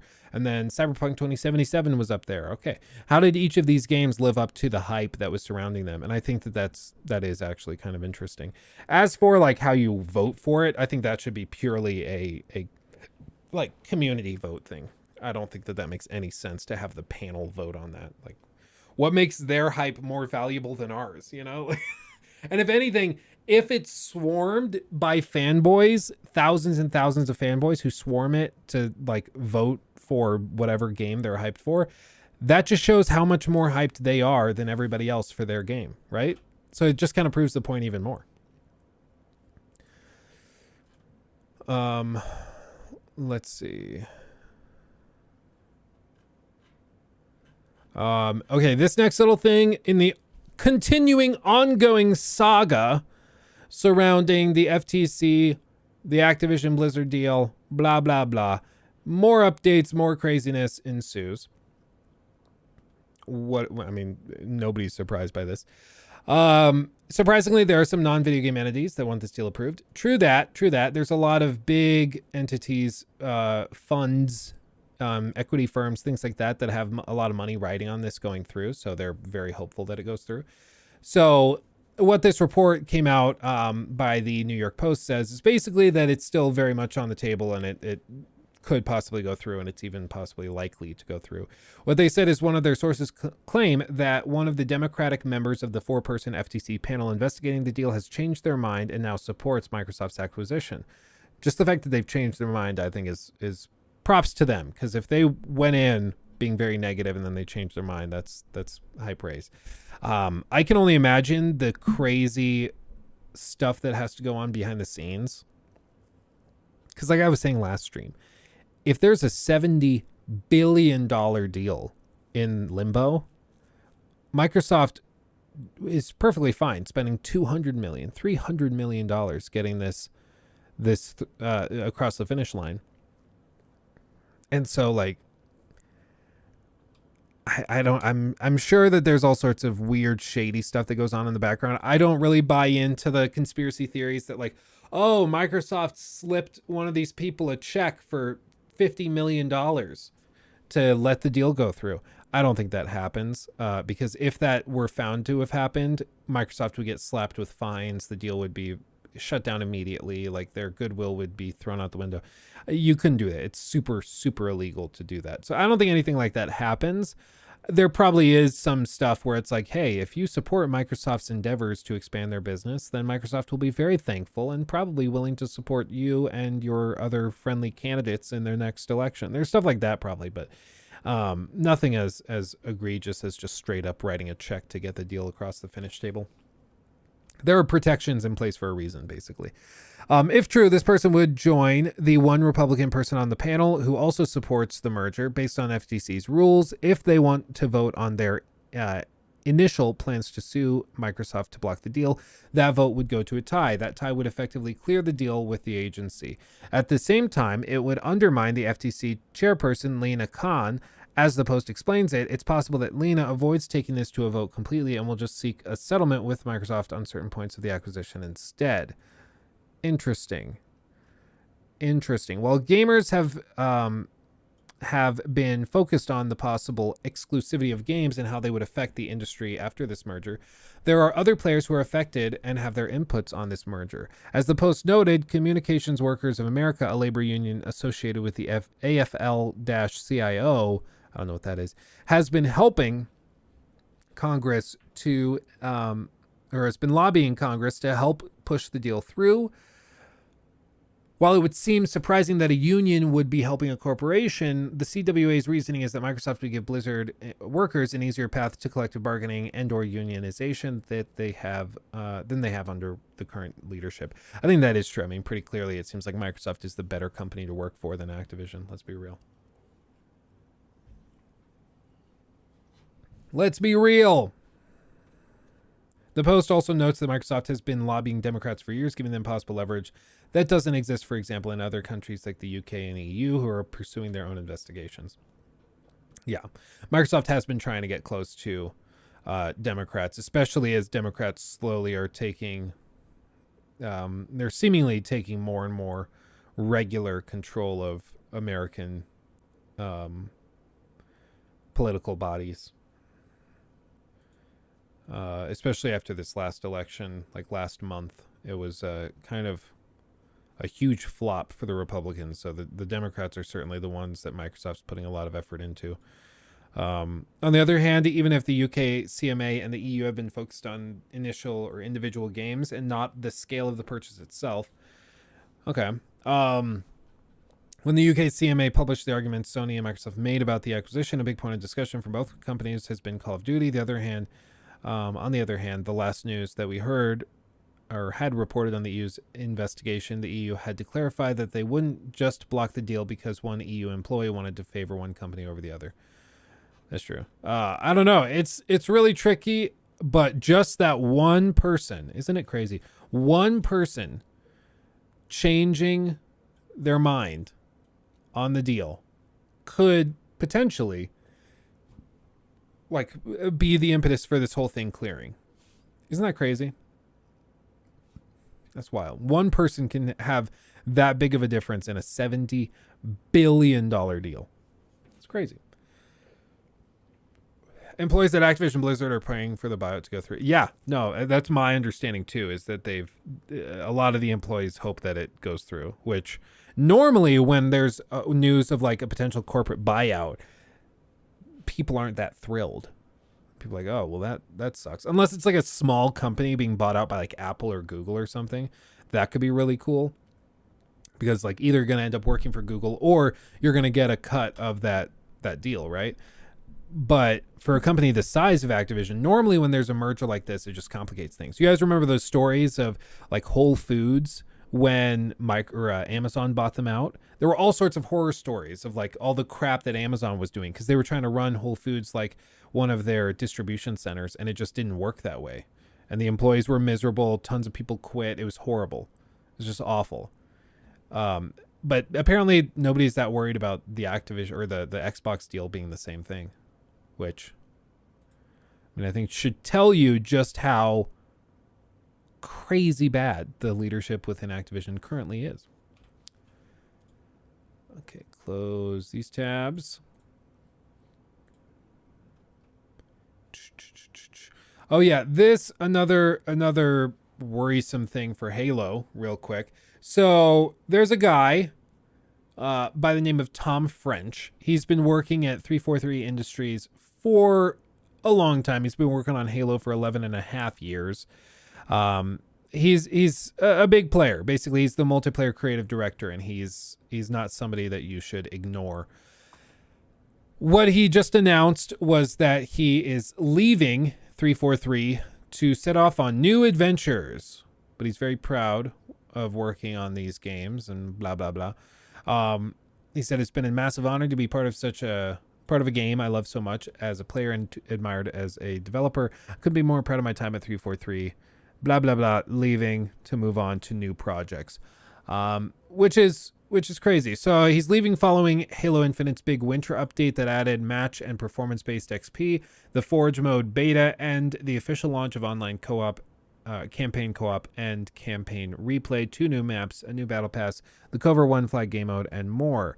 The winter update was a big moment for the studio and came with a promise that it will continue to address areas of feedback alongside focusing on shorter seasons, a more regular stream of content, and bigger things to come. All of this, I still think that we're probably going to see a Halo Battle Royale or something like that in the near future. I still think that that's very likely. But whenever a huge leading person like this leaves a company, it's a little worrisome. Like you do have to be a little suspicious, because it's like, okay, well, you were supposed to be the one saving this. Why are you leaving now? Like, save us, please. Help me, Obi-Wan Kenobi. You're my only hope. But instead, it's just like not even doing it. Oh, this is kind of fun.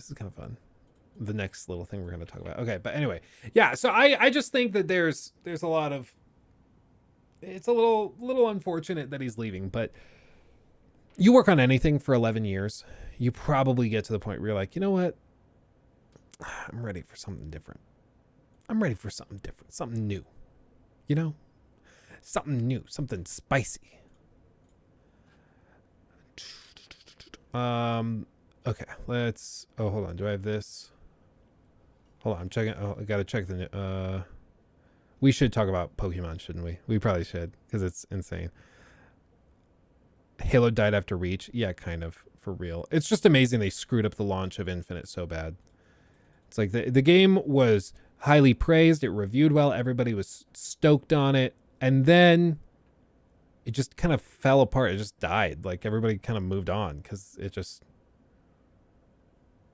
disappeared. Everyone was like, okay, well, that was fun. Anyway, what else is there to play? You know, it just goes to show you can have an amazing game that's received well, but if you don't have like the long-term support planned, people will just move on.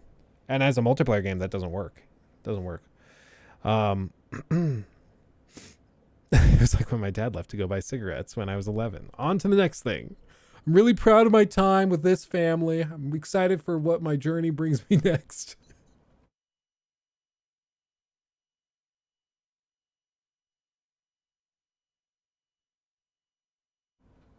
And they delayed it for a year before it was released. Yeah, for real. It's just, I don't know. I'm glad they got it out, but it was kind of a troubled thing. I will say that is one thing. People act like Xbox buys your company or your studio and then everything's fixed and solved. Not the case. Like sometimes it's just the beginning of something else. Like it doesn't actually make things significantly easier. Sometimes it takes some time to figure things out. And we've seen it because Microsoft will buy these studios and then the games get delayed into oblivion. And it's like, okay, well, is it because management shifted things up? I'm not talking to you, Siri. Is it because something like that got shifted around, or is it because they just thought that like, hey, we can do better, and then they delay it to give them time to make it better? I honestly don't know, and it doesn't seem like anybody else does, but it's been a consistent thing with Xbox when they buy out a studio, or they start really pushing for exclusives, that it doesn't actually go anywhere, and often it can just lead to the games being delayed like crazy. But maybe it's because if the game's launched, they'd be received really poorly. You know, we don't know what we don't know. Maybe they delayed it for a really good reason, which is something I think people forget to ask, because that's very possible.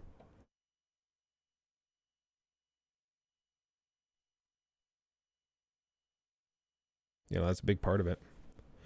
The only thing I remember about Infinite was the grapple hook. I really enjoyed it. I thought it was good. Especially like I haven't played a Halo main campaign in a long time, but it played well. It was fun. I thought it paced well. There were some interesting fights. The grapple hook felt really natural and cool. But the multiplayer, which was a huge thing about Halo, it just like felt so flat, guys, so flat.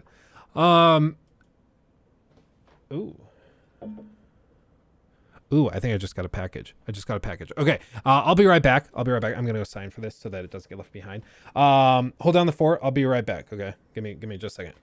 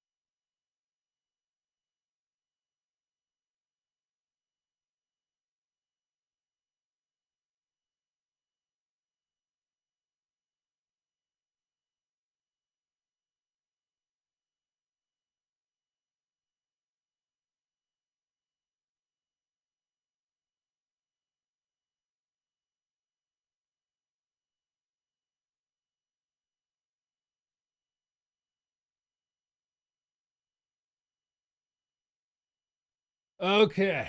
Okay, I'm back. I'm sorry. I'm terribly sorry. Terribly sorry. Oh, how rude of me. How rude. Okay.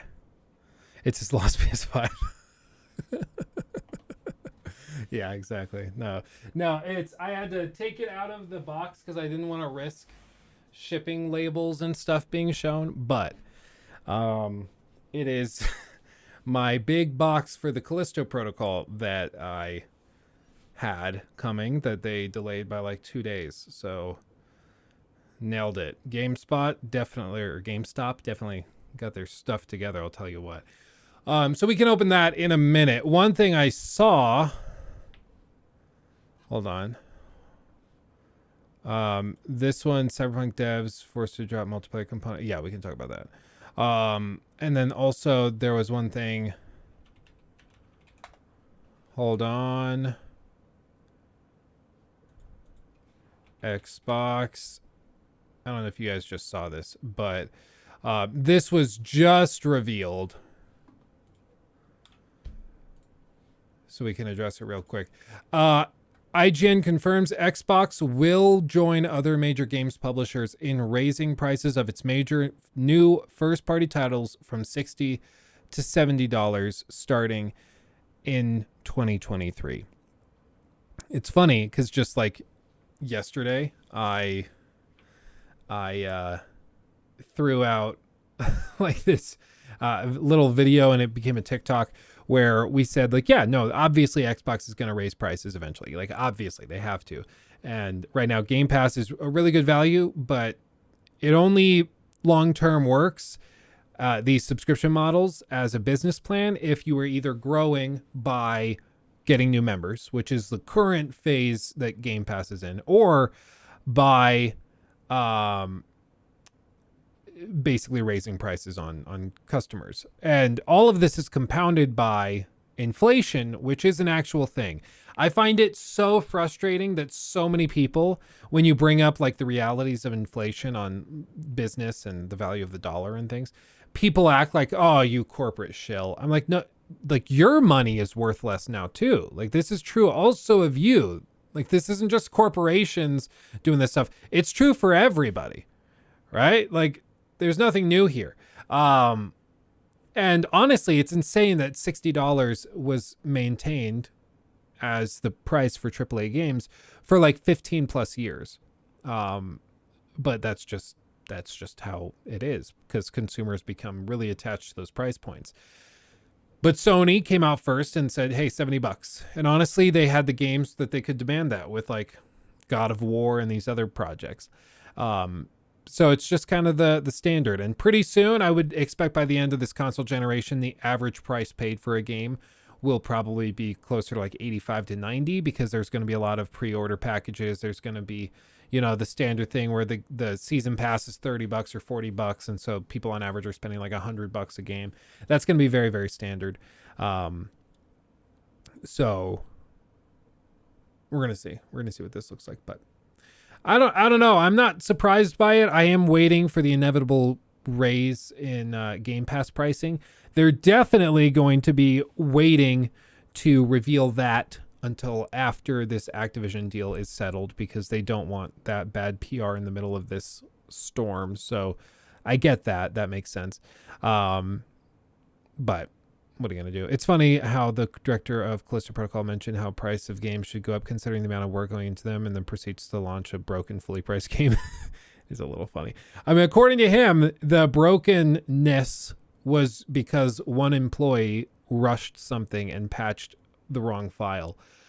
Which, if that's true, all of this crap, like, it just goes to show you, you can have a game that's really solid, but one employee makes a mistake, and then the permanent public opinion of that product is tainted.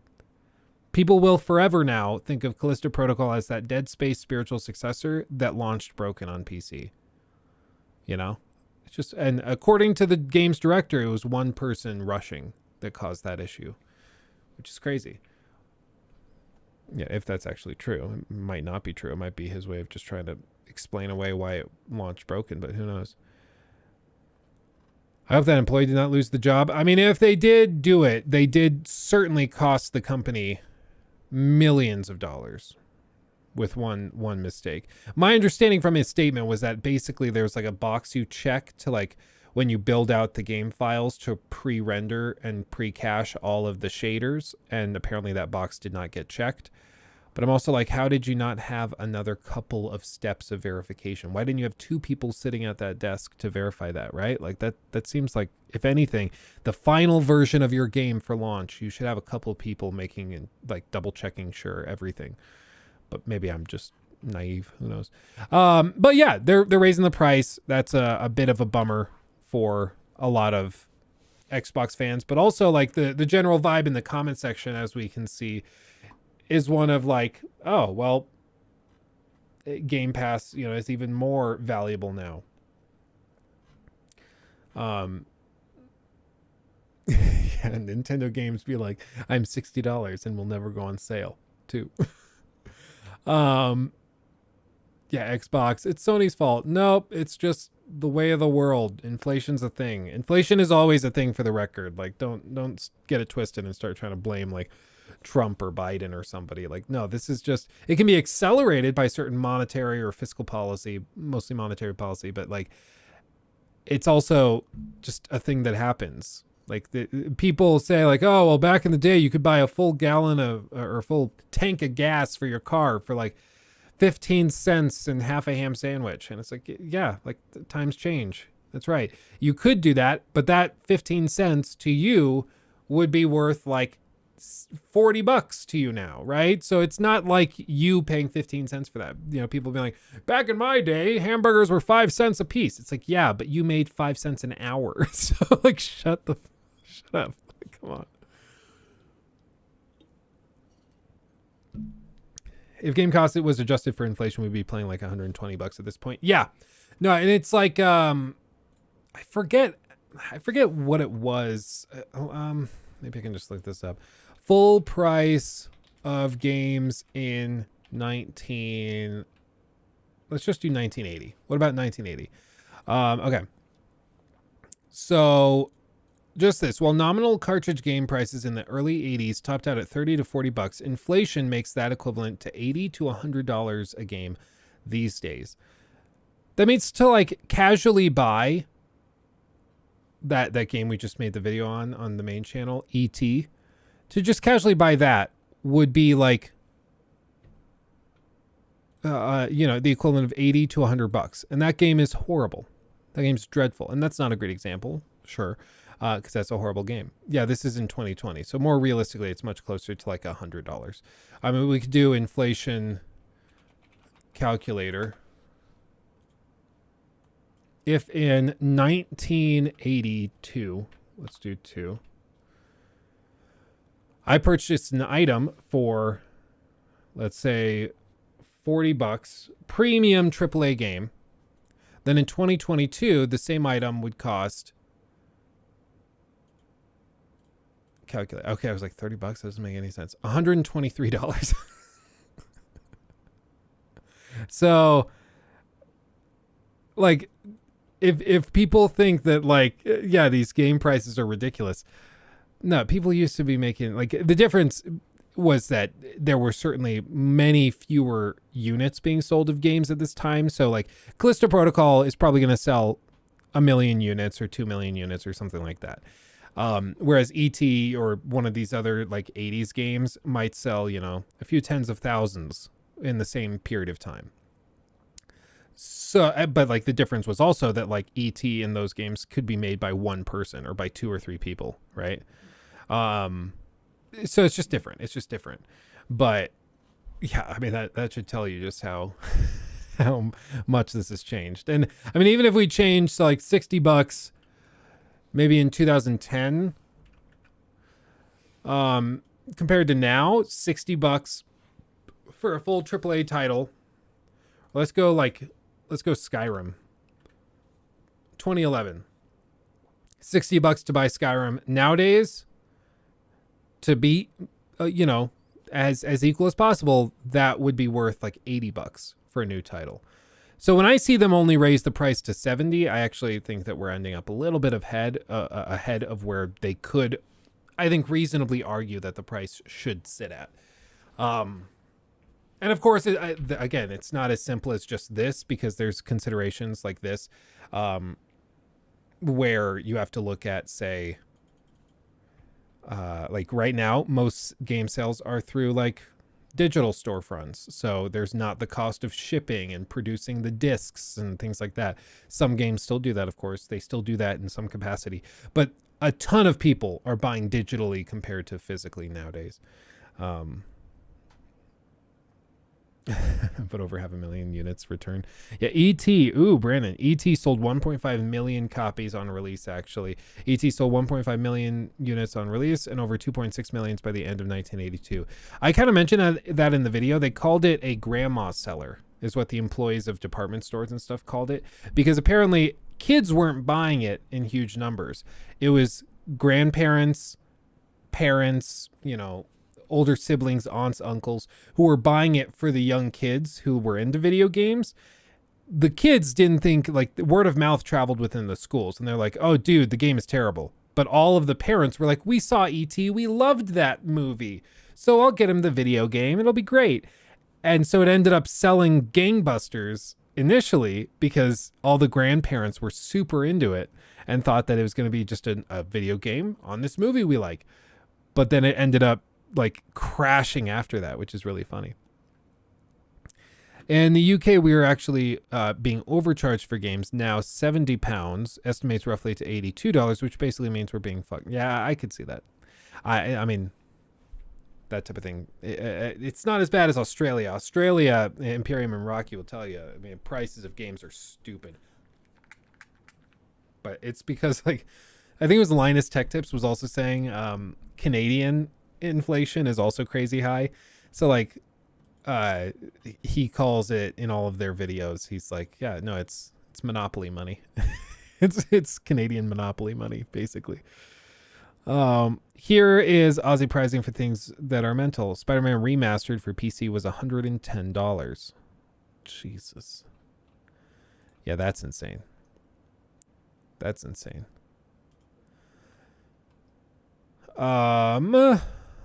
Let's talk about this real quick. Check out Poland Zloty when compared. It's just devastating. I could check that. Polish to US dollar. So if we were to say, okay, something's worth $80, or let's, I guess now do 70. It'll be over 300 zloty. What's like the minimum wage in Poland? Because I think that's the bigger thing. Because like if it's 300, like that's obviously a lot. But if minimum wage is like, you know, 50, then it's not as big, like as drastic as it seems. 2200. Oh, do you mean 22? Like 22.00?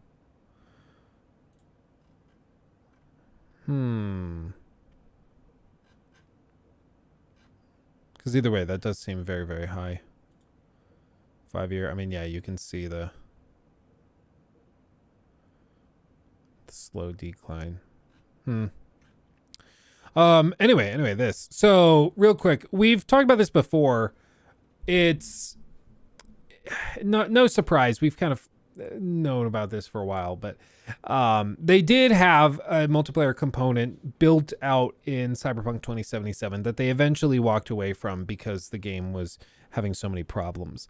I've said since the beginning, Cyberpunk 2077's launch is eerily reminiscent of, especially in terms of a lot of the bugs that they had, very reminiscent of Fallout 76.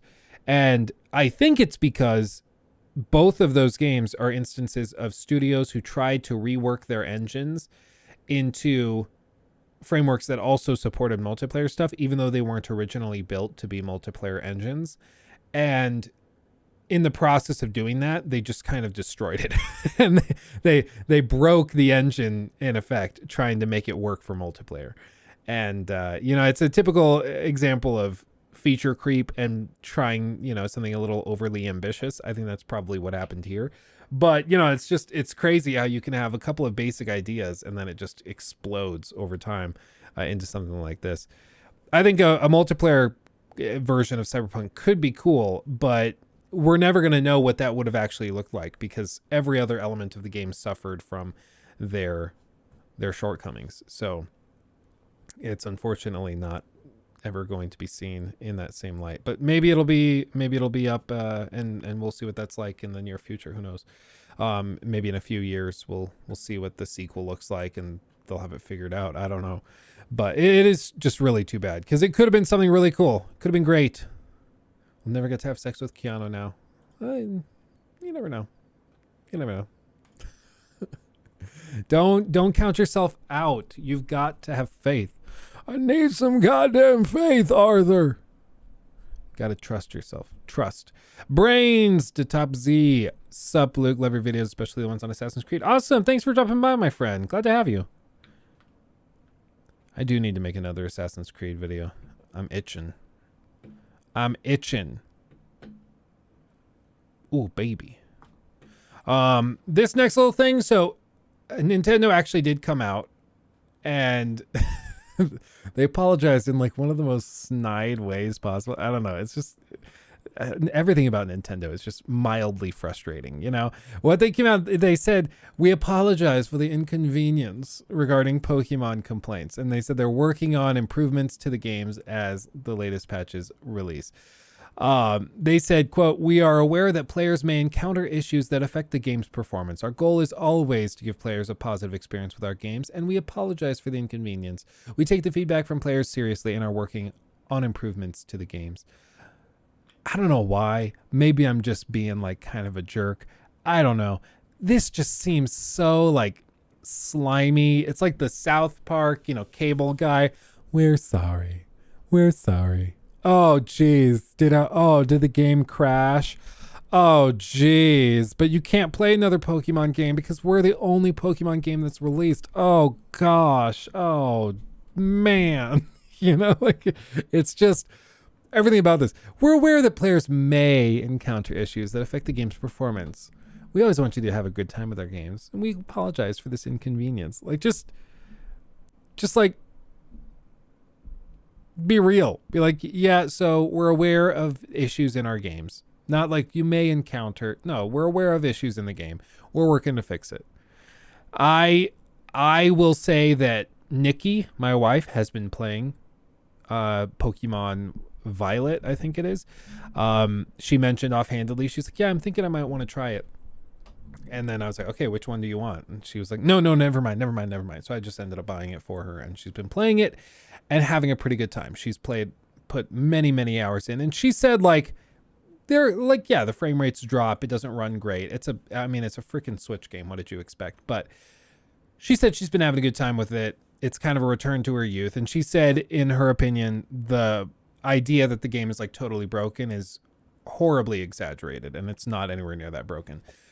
Basically, it looks like a few people had some really aggressive bugs in the game in very specific areas, doing very specific things. They captured that in a video. They posted that to Twitter. The tweet went semi-viral, and then now everybody thinks that the games are super broken. The games do have lots of problems, but they're not like, it's not a Cyberpunk launch, basically. So that's the understanding. I have not really played the game. Nikki's been playing a lot of it, but I've watched her play it, and it does not seem super horrible. So I'm glad she's having fun with it. And apparently it's one of the best-selling games, if not the highest or fastest-selling game in Nintendo history. It seems interesting. But I don't know. I've never really played a Pokemon game. Maybe I'll try this one once Nikki's done with it. I'll just be like, yeah, I'll give it a shot. Why not? What could I do? Rely on Nintendo to do a passive-aggressive apology. Yeah, it's just kind of how they do. It's how they be. But yeah, if you're playing it, hopefully you're having a good time, because you deserve to have a good time and to not have the games you buy with your hard-earned money end up being broken piles of garbage. So what are you going to do? Steam launched a reward or an awards show kind of thing. So like the 2020 Game Awards. This is like Game Awards nominees. So this is, it looks like it's just a collection During the show, you love it. Okay. Musical performances. Yay! There's gonna be some of those. Eligible. I don't know if I'm eligible. I already have one. You're registered. Okay.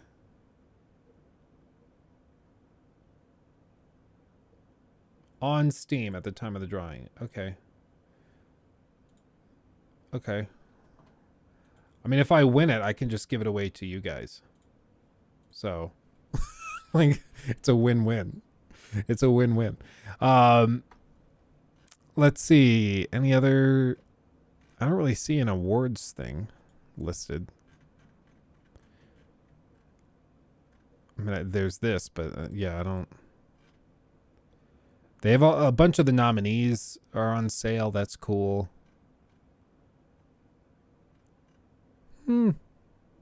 Scorn. Everyone was like really hyped on this, and I never understood why. And then it launched, and it was like really meh. Really meh. I have tried this after the fall in VR. It's actually not bad. It's actually pretty good. We had fun with it. Really supportive people on there too, which is always fun to see.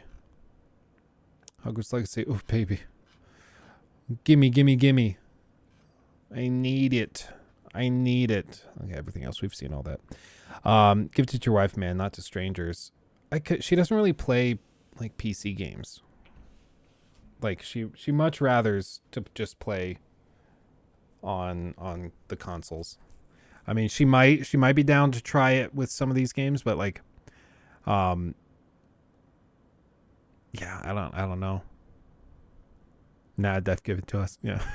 If I, being like one in, 5 million people that are probably going to be trying to win it, if I happen to win it, I would happily give it away. Shut up, you sellout. I'll ask Nikki if she wants it and we happen to win, then I'll let her take it. But if she doesn't want it, which I don't think she will, I'll give it off to you guys. Let's see. This was interesting. So Todd Howard, he recently did this interview. We were thinking of trying to go through the whole interview. How do you work with it? It's very long. It's just a meaty. I mean, obviously, almost 3 hours long. It's a crazy long interview, but I've thought about working through this maybe on stream, like Wednesday or something. We just slowly work through it and go through the whole thing. It could be interesting. I think there's going to be a lot of meaty stuff in it. But we'll see. I don't know. With a famous protagonist, like when the character is known, how do you work with that? Well, it's different. It's different. Like Indiana Jones is different, where like the name it's Indiana Jones, not a world. It's him, right? You can talk about the world of Indiana Jones, but at the end of the day, it's about this character. Hold on. Anybody know what watch that is? I want to look this up. Lex looks like he's falling asleep, kind of. It's the danger with these people who talk really softly. Yeah, the game is really interesting, and I think that it's really compelling, and it's a Psycho 5. Psycho. Whoop. Psycho 5. It does look like he's got like a 3-dial one though. It looks like it's got 3 little dials in it. I don't know if that's a Psycho 5 actually. The band looks a little different. Maybe. I don't think that's a Psycho 5 though. Because like it looks like it's got 3 dials. You see the little hand here? It looks like he's got an inner dial and another inner dial, and then it looks like this might even be one of those dials that shows you like where the moon is. I don't know. It doesn't look like the Psycho. Yeah, it's a 16 times detail guy. 16 times the detail. It's a Speedmaster. Moonwatch, maybe? Speedmaster Moonwatch? It might be the Speedmaster Moonwatch. It looks pretty close. The Omega. Yeah, guys. I think this is it. I think this is it. I think it's a. This looks very, very similar. I think this is the watch he's got. Oh, the Omega Speedmaster Moon Watch. Black. Close. I'm just browsing. It's a very nice watch. As you can tell. I think that's it. Because you see it's got the inner dials. It has the black outer ring with the I'll be real, I have no idea what that outer ring is used for. Maybe timing, I don't know. But I think that's it. But this thing is listed for $7,200. Now, as we know, because we heard Todd Howard on stage with Elon Musk, we know he has a Tesla, and we know when he got the Tesla, he checked all the boxes to get the fanciest one, which was a weird flex in front of a billionaire, but whatever. Like, in front of a billionaire whose thing you're talking about having bought. Like, it's like sitting in front of Tim Cook and trying to flex by like, yeah, I got the 2 terabyte iPhone. Tim Cook's like, okay. I drove the Apple car that doesn't exist yet to this conference. Like, shut up. You know, like, it's like, okay, dude. But he's doing very well. Obviously, Todd Howard has made a lot of money with these games. I'm sure he's got bonuses tied up in this. I'm sure he owned a part of ZeniMax. He was given like private shares or something. And so when they sold, he probably made millions in the process. So, you know, he's doing quite well for himself. I do not ever want to bash somebody for their wealth, because somebody like Todd is living the American dream, to be perfectly honest. He started as like a lower middle class geek and nerd, and then he worked his ass off, started running a company, basically made some amazing products that everybody loves, kind of scammed a few people. The American dream. And as a result, now he's doing just fine. I will say I don't think he's doing it intentionally. Brendan Schaub, I told you guys this, like, he made $150 million from the deal. Is that confirmed anywhere? I've not seen anything from that. And he'd have to own a pretty hefty, a hefty slice of ZeniMax to make $150 million. Like, a lot.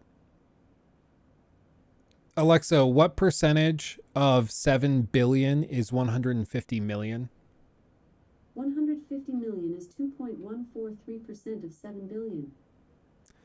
Are we saying that he made, like, he owned 2.1% of ZeniMax? I doubt it. I highly doubt it. I think all that money went to Robert Altman, Donald Trump's brother, like all those guys that were on the board. I don't think. I mean, maybe they gave him a huge percentage cut because he runs one of the biggest studios for them. Maybe, but that seems hefty for me. But if you have a source for that, favorites, I would love to see it.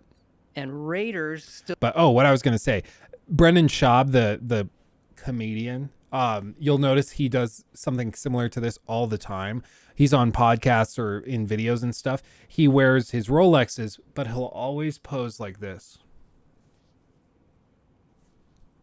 Almost exclusively with the arm that has his nice watch on it. Like, every time. Once you see it, you won't be able to, like, shake it, because you'll see him doing it all the time. And it's just his weird way of trying to, like, flex it. Or, like, he wears his nice sneakers and he'll back up out of the camera frame and then, like, pose with his foot super high up so you can see his shoes. It's, like, really, really weird. It's the most insecure piece of crap I've ever seen. But with this, I think he's just wearing a watch and then he's scratching his head because people scratch their heads. I don't think this is intentional. But, I mean, it's a nice watch. And I'll give him credit for this. It's a nice watch. With as much money as he has, he could afford a nicer watch. I know that sounds crazy with it being a $7,000 watch, but still, like, he could afford an even better watch if he wanted. But that's a very, very nice watch. Props to him. And for people being like, you could just check the time on your phone. That's true. But watches this nice often are not just like a cosmetic and like piece of apparel that makes you feel nice and look nice. but it's also in some ways a way of tying up some cash. It's not an investment per se. It's sort of a speculative financial instrument, but these things retain their value pretty well. So if you hold on to something like this, you bought it for say $7,000, in a year, it'll probably used be worth like $6,500, or like for some like Rolexes or really nice watches like this one. Sometimes in the secondary market, they go up in price and they can be more valuable than the day you bought them. You'll buy it for like $50,000 and it'll be worth $80,000 the next day. One of my old bosses, he had a very nice Rolex. He always told us it was a gift. He got it as a gift. I don't think it was. I think he bought it for himself. I'm just going to say it. But like he always told us it was a gift. I don't think it was a gift, but he bought it and he spent like $15,000 on it. And then he pulled it up and showed us the secondary market for it. He had owned it for like 3 or 4 years. And that watch was worth $5,000 more than he bought it for. So he's like, if I wanted to go and sell this watch today, I could go take it to one of these places in the financial district or like down on Main Street, Denver. And I could take it down there and I could sell it to a jewelry shop down there and make thousands of dollars off of this thing I've been wearing every day for a few years. He's like, so it's not the same as like going and buying a Casio or a stupid Apple Watch that's going to be useless in 5 years. He's like, you're investing in something long-term that's going to end up being worth just as much, if not more, in the long term. So to defend Todd here, having nice watches is not a crazy thing. I don't want people to just instantly bash people because they're wearing nice watches. If you see a rapper that has a watch like this and it's coated in diamonds, yeah, they ruin the watch. That watch is not going to be resellable. Unless it was owned by like Jay-Z or Eminem or a huge celebrity. If it's like, Polo G, that watch is useless once they do that. Update, you got me looking. I can't find the source. Found the thread from 2020 and I was quoted that from memory on Reddit, but there's no additional source besides an image. Okay. I appreciate you looking it up, favorites. I was just like, I'm very skeptical because all of those documents relating to who owned what percentages of ZeniMax are super locked down because it was privately owned. So I was like, if somebody found a document that has ownership percentages or something, I would freaking love to read through that. But I have never seen anything like that. So if you find it, let me know. I would love to see it. Kanye watches crashed in price. That does not shock me at all. Do we know when to expect Lucian's God of War critique? This suspense is worse than the game's release. Oh, Ross, I appreciate that. We're working on it, and we're also trying to make sure that by the time we release it, everybody has finished the game. So that's a big part of it. But still my favorite movie of all time. No debate. It's the best movie ever. Best movie ever. Ever. On a tangent, what do you love about it? Also, who is this guy? Lex Fridman? Who is he? Does he just do a podcast where he interviews random people? Because I feel like I've seen him on TikTok doing interviews with people, but I have no idea who he is. Well, I saw it obviously when I was younger, and I believed it. I believed this happened. And when they found the Ark, I literally, I could not believe that they found it. So, and I have found over my life, it's still really watchable every time. I enjoy it every single time. Love the character, love the story. The opening is the greatest movie opening ever. And I just love everything. I love everything about it. What was the opening? Is this when What? It's the temple, and then the ball rolls and tries to crush him. Oh, that's the opening. That's the opening of Raiders. Yeah, he steals the idol. I think you're deeply offended. I was like, what's the opening? I don't know. Maybe Lex is good as an interviewer because he's so mellow. Maybe that's what it is. But basically, the thing that he says in here about the Indiana Jones game is that it's his dream game, and he's really excited for it, which is important because he's working as creative director on this, even though it's not his studio, it's Machine Games that's making the Indiana Jones game.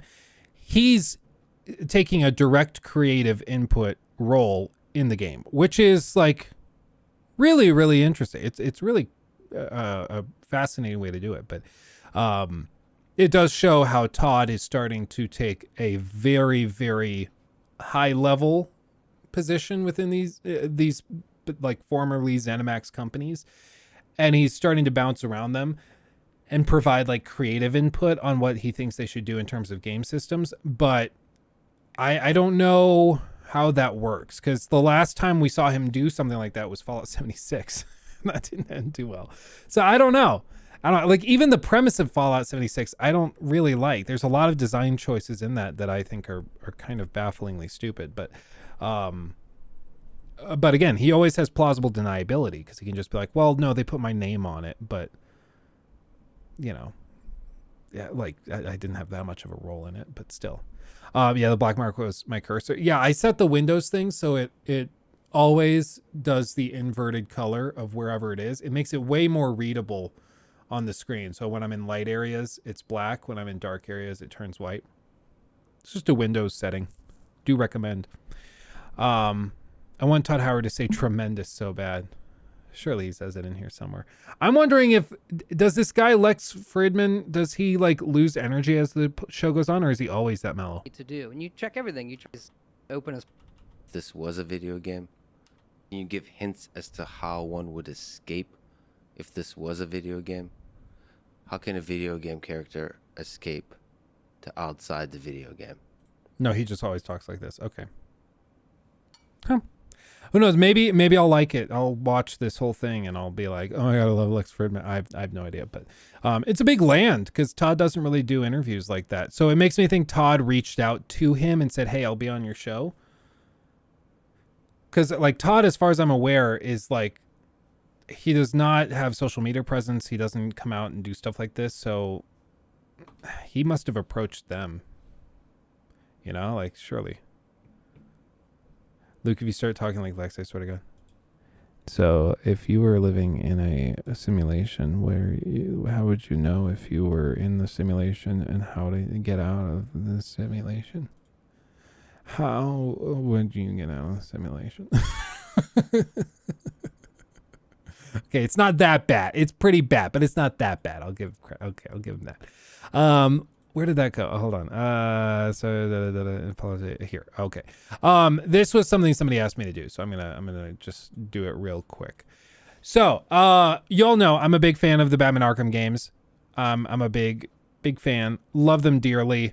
It was asked of me to rank them and to offer my opinions of what these games are and what they have to offer. So I figured I would do this.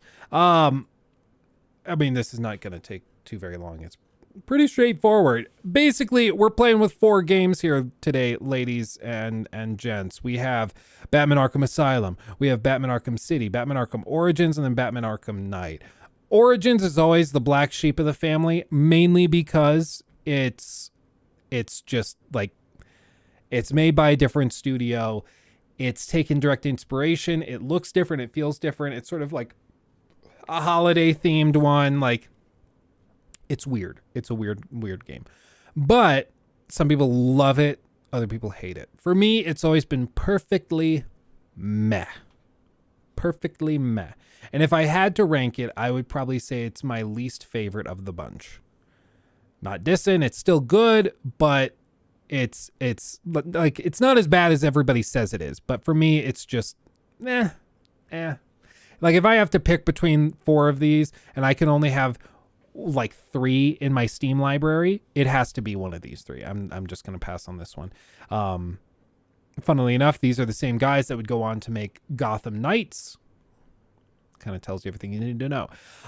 In terms of these games, now, full disclosure, I am extremely biased here. Arkham City is one of the first games that made me really fall in love with video games. This thing is utterly tremendous and I love it dearly. It's the first game I ever 100% completed. It's near and dear to my heart. We went back to it recently and we tried it again for the main channel, and I thought that it was way smaller than I remember it being.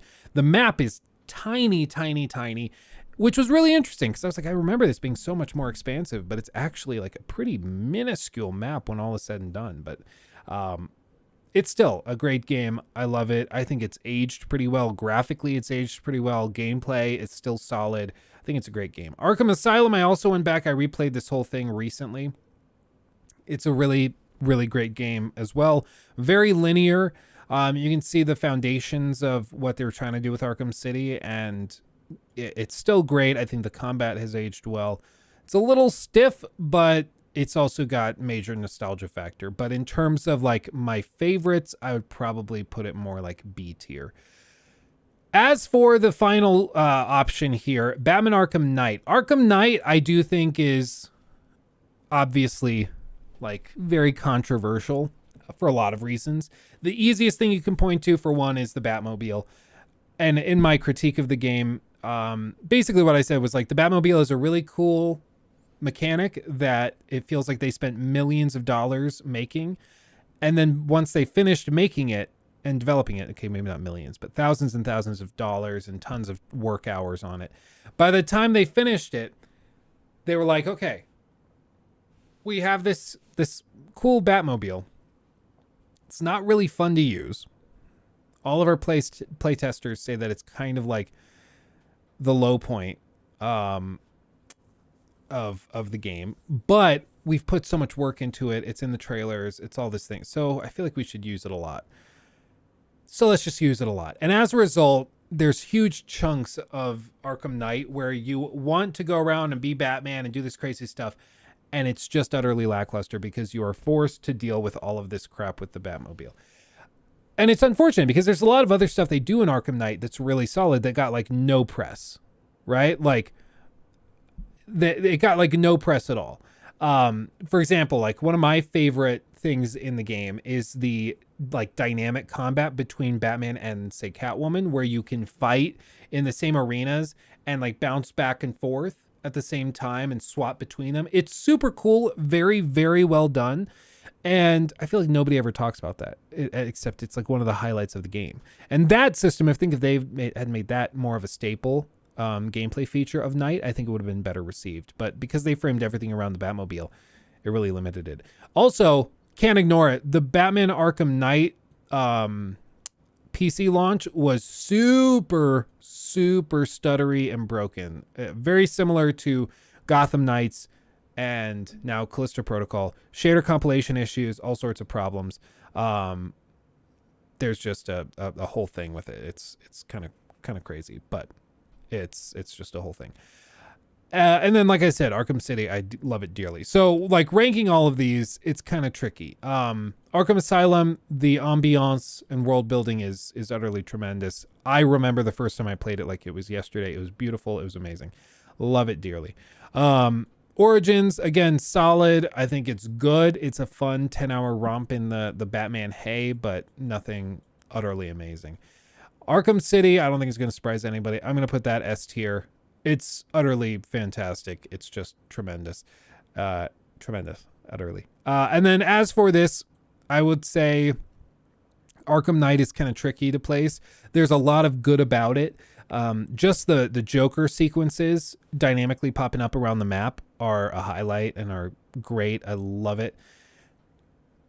So it's just, you know, it's a tricky one to place because when it works well, I think it's A+ tier. But there's a lot of stuff in it that really, really sluggish and kind of a bit of a bummer, but still.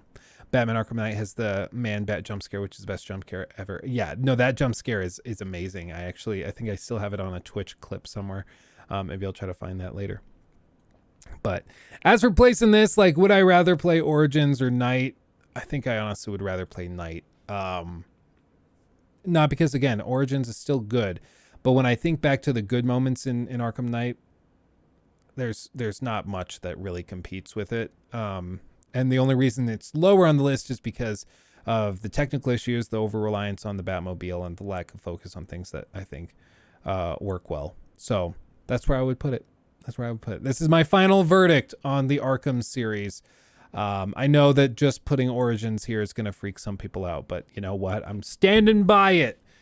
All great games, well worth your time, but like one of the games has to be C tier. I can't just do like one of these things. It's like, yeah, I just totally non-committal. That's what I'm going to do. I'm going to do that. So that's my final verdict. That's where I'm at. Let's swap to this. hold on. I'm gonna try to find that Twitch, because I was streaming it when that jump scare happened,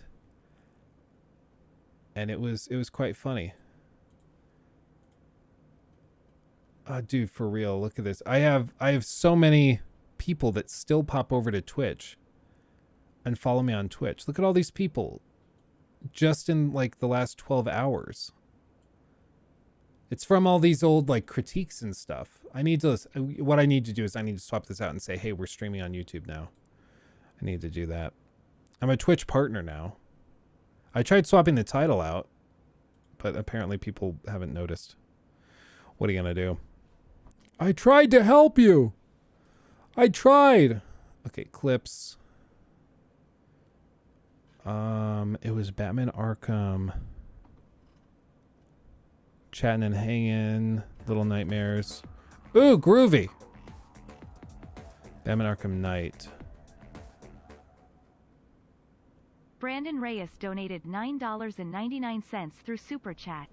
Thank you. Off topic, I just got a Steam Very Deck. generous. Is it possible to hook it up to a monitor and then a controller to the deck as well so I can play PC games with OAPC? Let me know if you can help.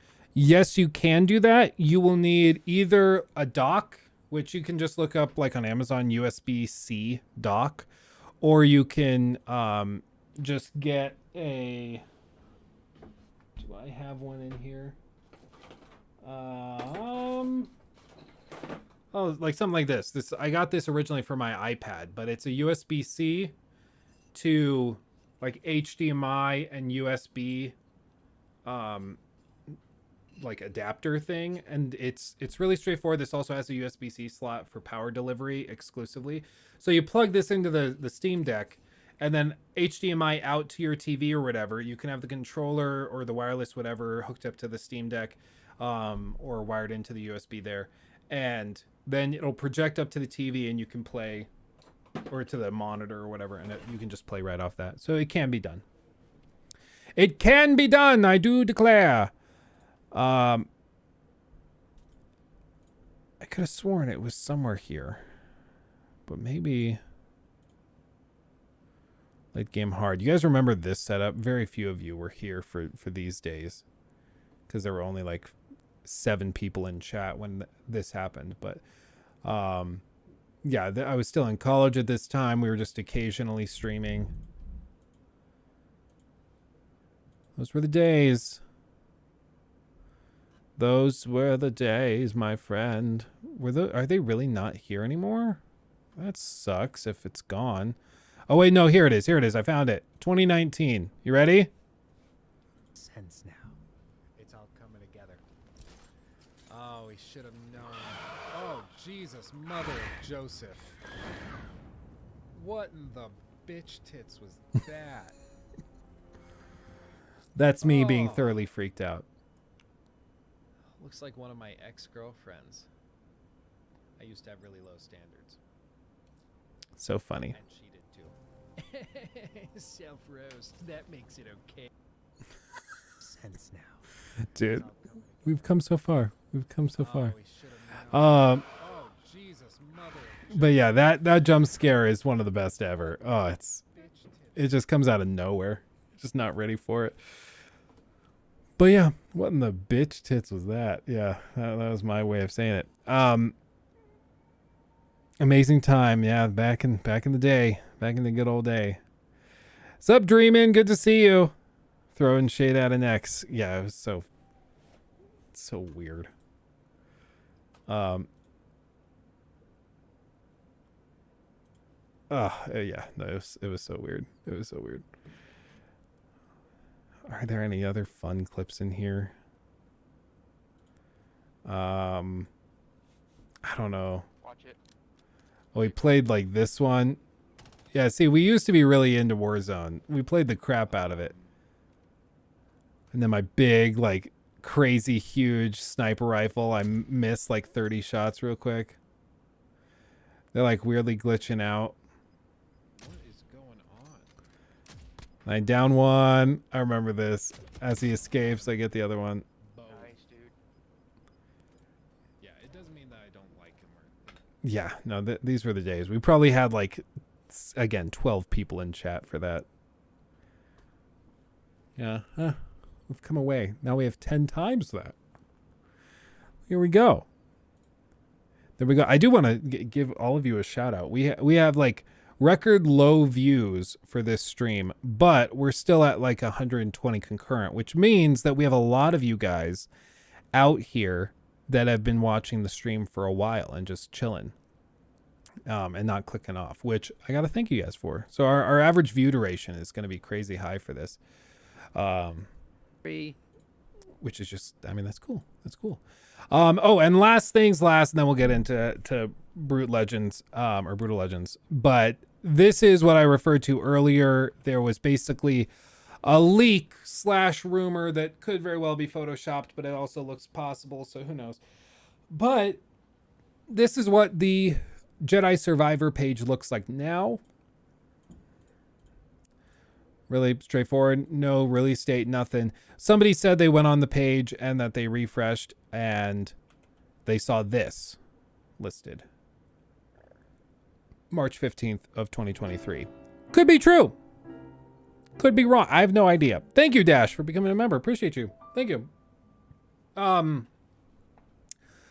So like that time frame works, but this is also extremely easy to Photoshop. So who knows? Who knows?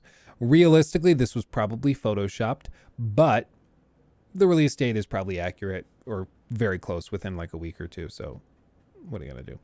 The fact that it's highlighted makes me think it looks even more photoshopped, because if it wasn't, and then they like blended it with this like very fine detail on the right, see these slight striations and lines. So if they blended it with that, I would believe it. But the fact that they just did this is weird to me. Like they highlighted it. Looks a little sus. I will say the pixelation looks about in line for it being real.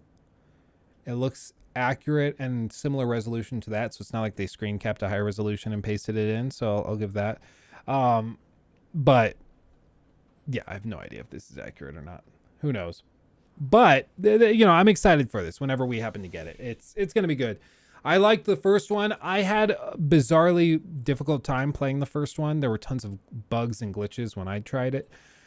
Apparently I was kind of alone in that. Not many people had that issue, but I mean, who knows? Maybe it was just me. I was playing on the Series X though. Not the Series, the 1X. The naming scheme is trash, but I was playing it like on the top of the line console at the time, and I had tons of weird pop-in and bugs. It was weird. Wasn't even the PC port. It was the console port. It's crazy. What's the chance that Hogwarts Legacy is actually a good wizard game? Most magic wielding games have been lackluster. The previous Harry Potter games, while nostalgic, have also been pretty poor gameplay wise. Yeah, it's I think, like I was saying earlier, it'll be fine. It'll be like good, probably a solid like 75 out of 100. Double fine. Or like 85 out of 100 or sorry, 75 out of 100 or maybe 8 out of 10, you know, somewhere in that range. But don't say a word. Just keep walking, real casual, okay? Let's do this. I'll show it to you, but you can't tell anybody else where it is, okay? It's the man. They keep it way in the back with the really rare stuff. Hey, what's up? How goes it? Good to see you. The kids who work here don't know where it came from, of course, but neither do the old-timers. None of them bought it, so there's no tracking number. As far as they know, it's just always been here.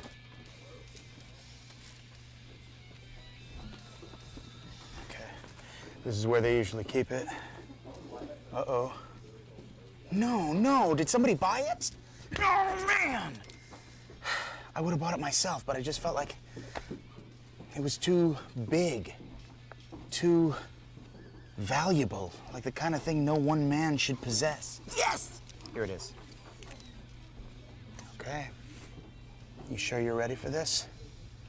Because what I hold in my hand is not just gonna blow your mind. It's gonna blow your soul. Go ahead. Open it. If you dare.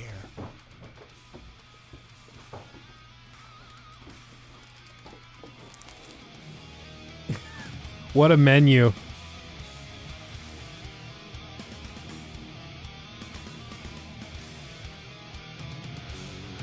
You know what?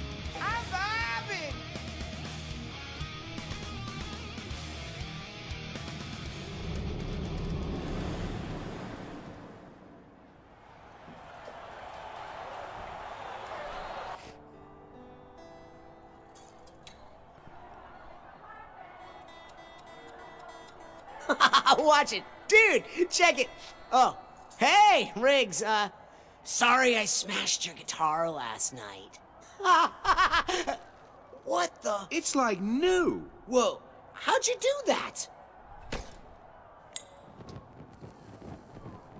Yeah, I'll try not to smash it so much this time. Don't mess with that guy. He scares me. Hey, Eddie, man. I hate to ask, but our manager wanted to know, when are you gonna build us, like, a new set? This Stonehenge stuff was funny in a kind of ironic retro sort of way, but... Look, Eddie, don't get me wrong. You're the best, okay? The greatest roadie in the biz. Everybody knows you can fix anything, build anything. Well, so maybe you could build us something that would speak more to our tween demographic. Is all I'm saying. Sooner or later, you're gonna have to join the modern world, you know?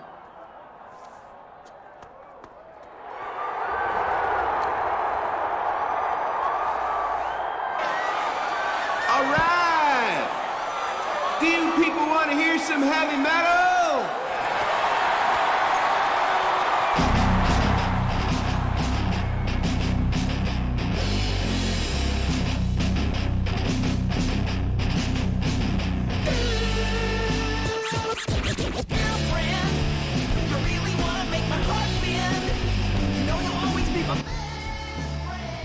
I can fix anything, except that. Metal is dead. Say what? You ever feel like you were born in the wrong time? Like you should have been born earlier? When the music was real?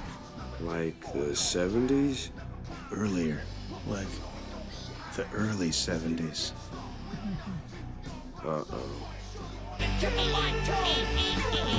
I told you not to climb on that, you stupid mother!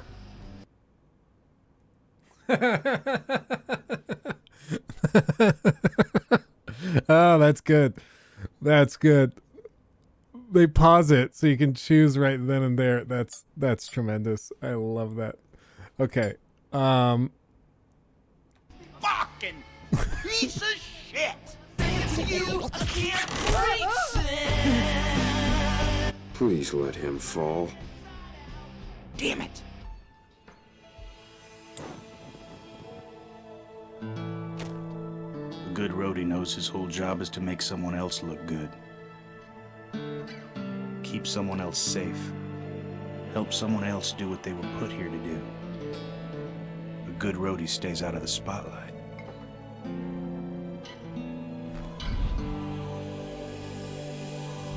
If he's doing his job right, you don't even know he's there. Once in a while, he might step on stage just to fix a problem, to set something right. But then before you even realize he was there, or what he did, he's gone.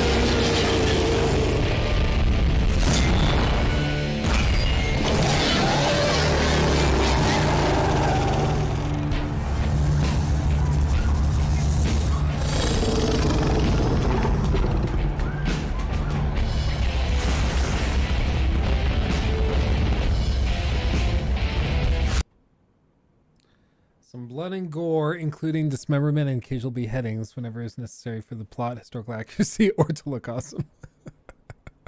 Historical accuracy, of course. So that's good. That's good. I'm gonna start recording a secondary track as well, so that I have that backed up. Dude, this is where the good shit starts. Oh, I'm ready.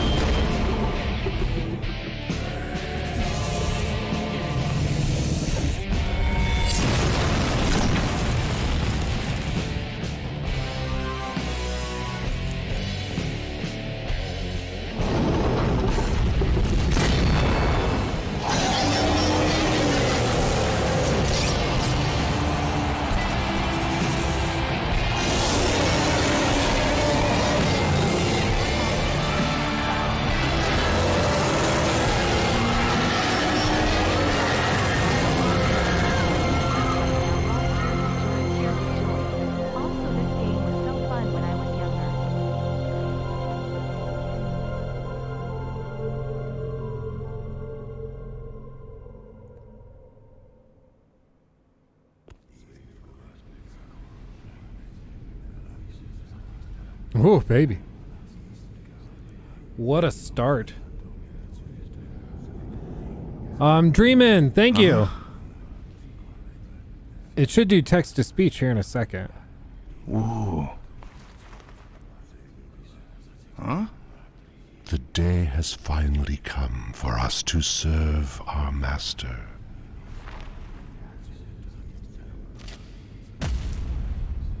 Hey. Hey, I'm not your master. No, you are not.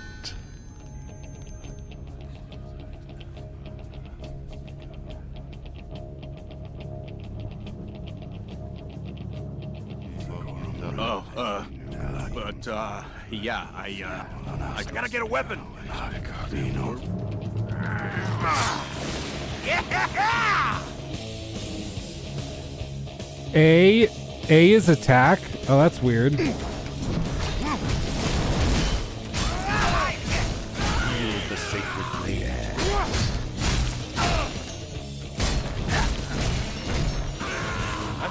Hey, get away from that guitar! I just tuned that thing.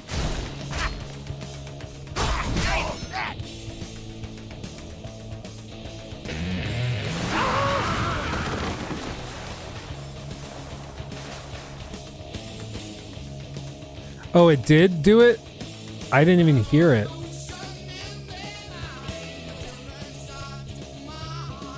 Close to test why I watched this stream for inner peace right now. Also, this game is so fun when I was younger. Yeah, for real. I'm glad this can offer you some solace in the time of struggle that is Callisto Protocol. Okay, Yeah! Taste that! That's rock! okay. How you like the flavor?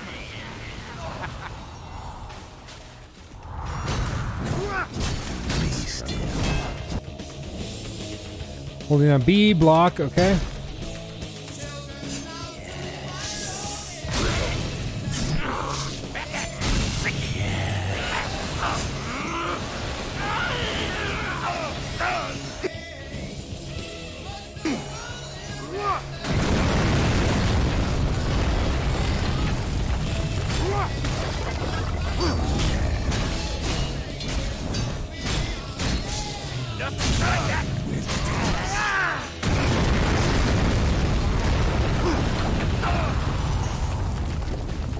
Pretty epic. Fill your mind with joy.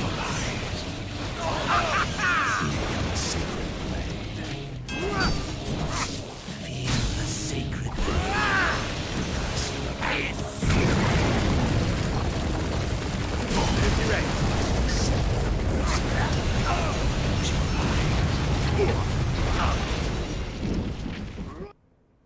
Oof.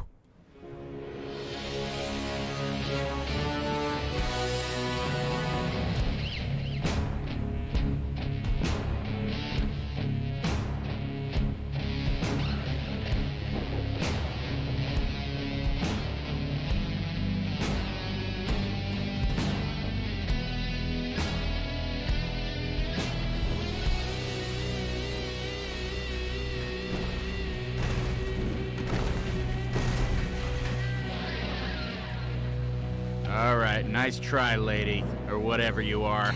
I'm supposed to think you're a nun, but I know you're really some kind of big, ugly demon, so let's have it. Aha! I knew it! Big, ugly demon.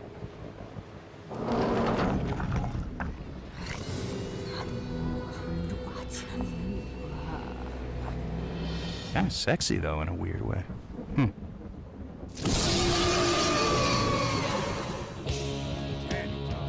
Bring it on! Oh, you look like a... I got second with a butterface. Shit. Wait, I think I heard once that killing nuns is bad luck. I'd better get out of here.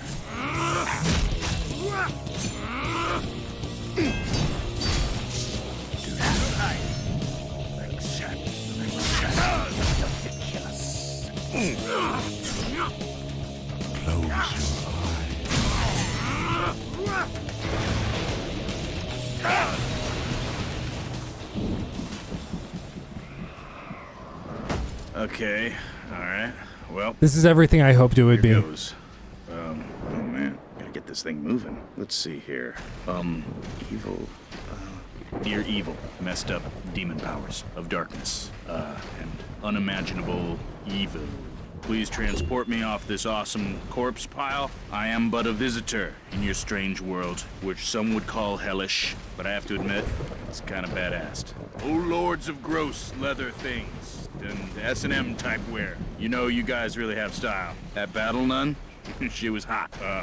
Sorry about killing her, but you're evil though, right? By your good graces. I meant evil. Evil graces. Ah, son of a.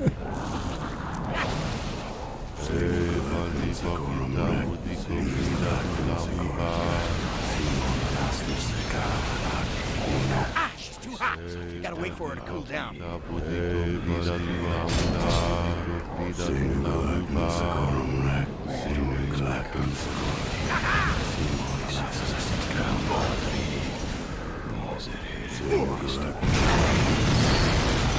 There we go.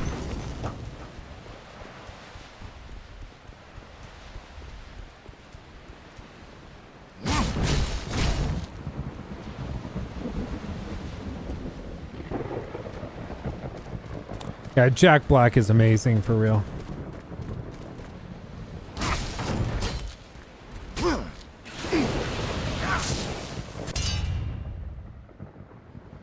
Oh man, don't tell me I've been slaying hot girls this whole time. The axe. So you come for it as well. No, but these guys jumped me and... Hang on. And it was just sitting there, so... You handle it very naturally. Yeah, that's kind of strange, isn't it? I've never touched an axe before. Who are you? Right shoulder. We've got to get out of here before he arrives. Yeah. Double team. Why to team up? Okay. Wait, before who arrives? Emperor Diviculus. Who? Emperor Diviculus. Where are you from? It's kind of hard to say. I kind of live on the road. Be assured, you don't want to be here when he arrives. What's the big deal? You're slaughtering his personal guard, for one thing. Oh, aha. All right, they're dead. So, what did you say your name was? Come on, we have to run. Run!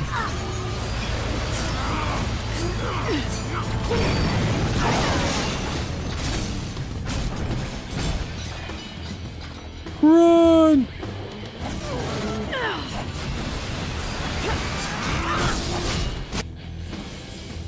AXA.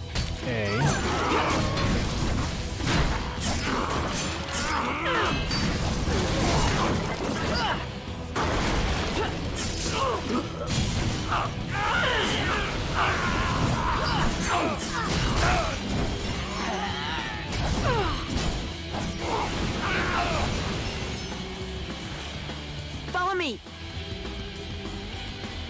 This way. We have to get to the door before the... Too late. Yeah, that's a lot of dudes. Uh-oh.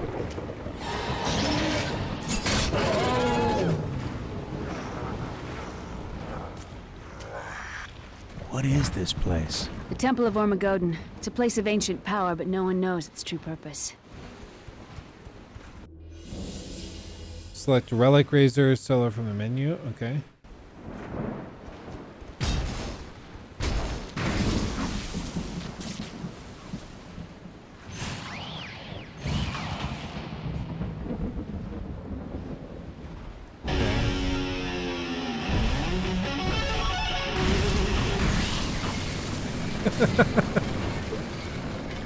Oh wow. What have you done? Created beauty by simply rocking, that's all. Is that...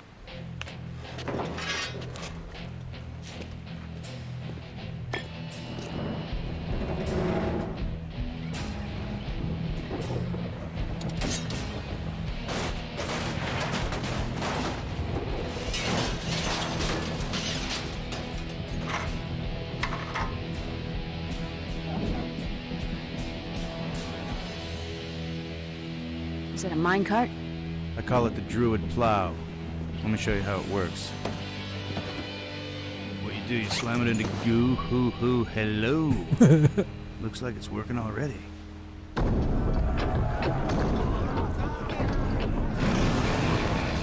You have awakened the spirit of the beast himself. I hope so.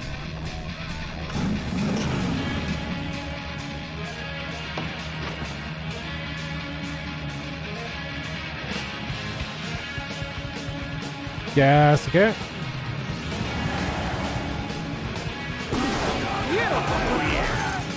This is much better.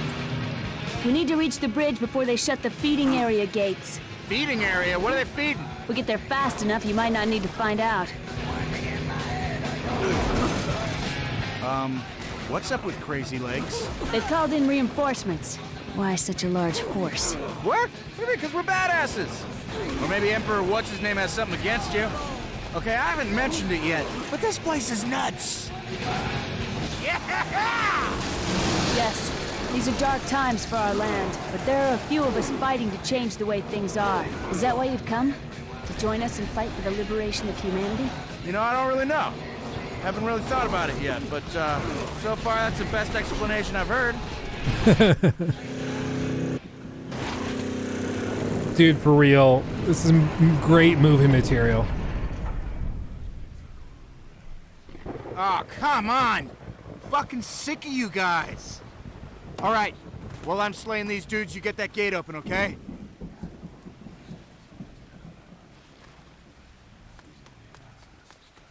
God, she's awesome.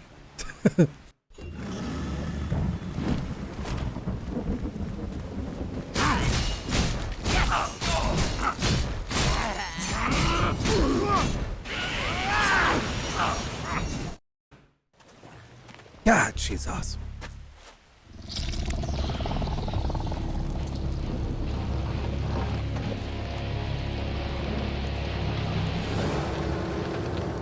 Oh, sorry. Did you know those dudes?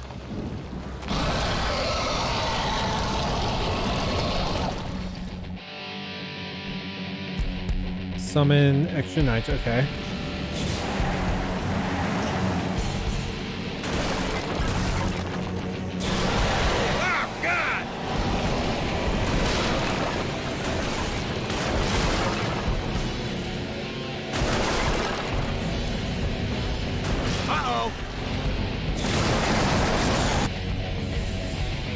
Sharply, okay.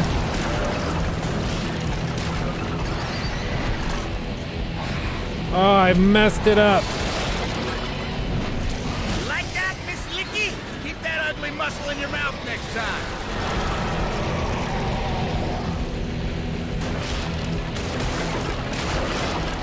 Oh, here she goes again.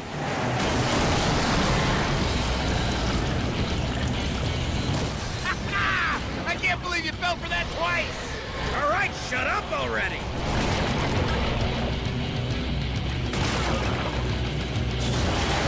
Not again.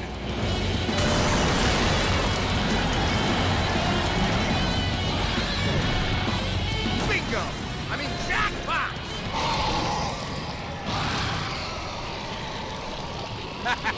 You'll never French kiss again. What's French kissing? It's, The, gate's open. What? Oh, the gate.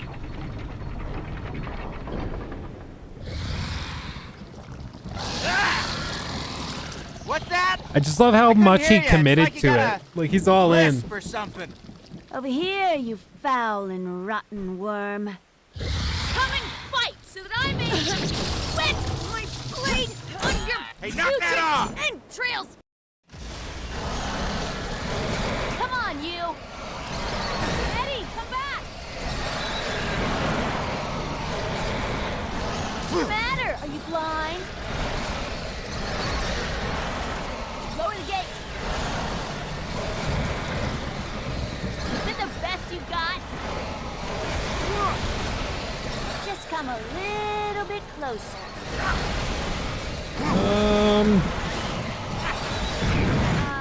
Rush, but, All right. Decapitation! There. It is dead. There. It is dead. And you, I will now teach you. Hang on. Now teach you what French kissing is.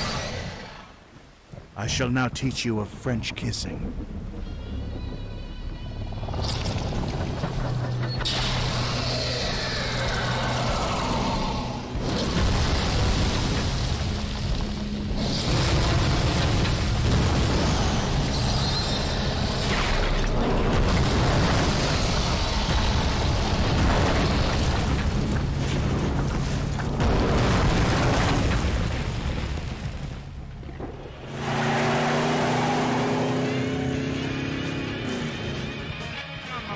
The bridge is collapsing right behind us! Don't worry, we're way ahead of the... Ah, shit! The bridge is really collapsing! Just a little speed bump. Smooth sailing from here on out. Watch out for that hole on the left. I wasn't gonna drive in there. What, do you think I'm stupid?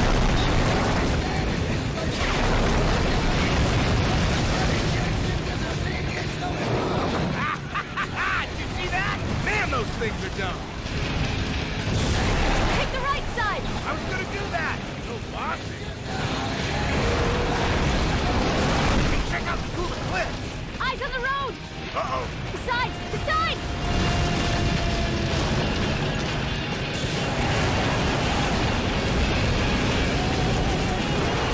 Right side! Okay, this is the last jump. No, wait, one more. Now put your hands up for this one, okay? This is great. You like the car? Where's the sequel to this or a remake? Can't wait to show it to Lars.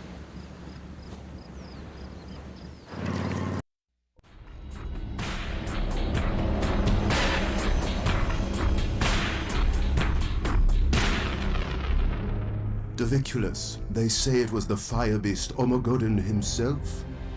No. Far, far worse than me. It was Socoria. I can smell her blood. The season of pain is upon us. But why has she returned now? What does she want? War. Finally.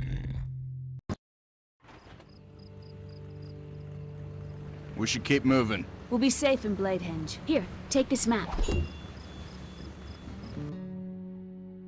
Okay. What's in Bladehenge? Bladehenge is the center of the human resistance movement. Aha! Army headquarters, huh? Well, right now the army is just Into the light. Follow your turn signals. Okay. Lars, his sister, and me. What?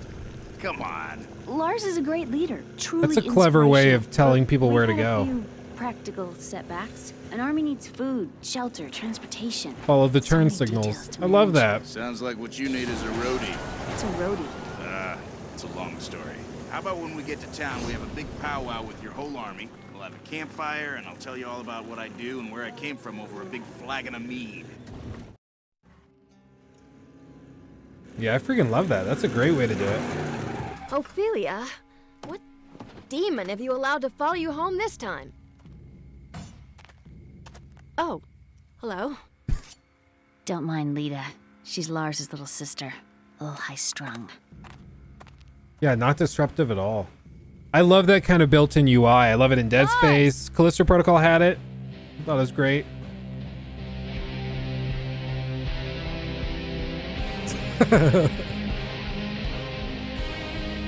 The very top.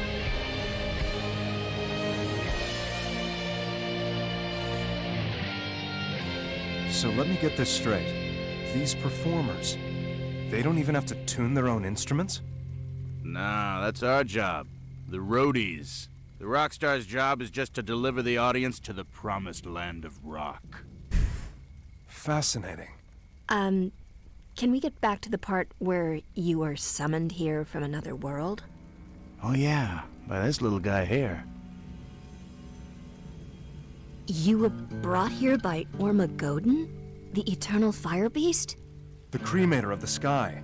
Destroyer of the ancient world. Yeah, I accidentally got a little blood in its mouth and it totally went nuts on me.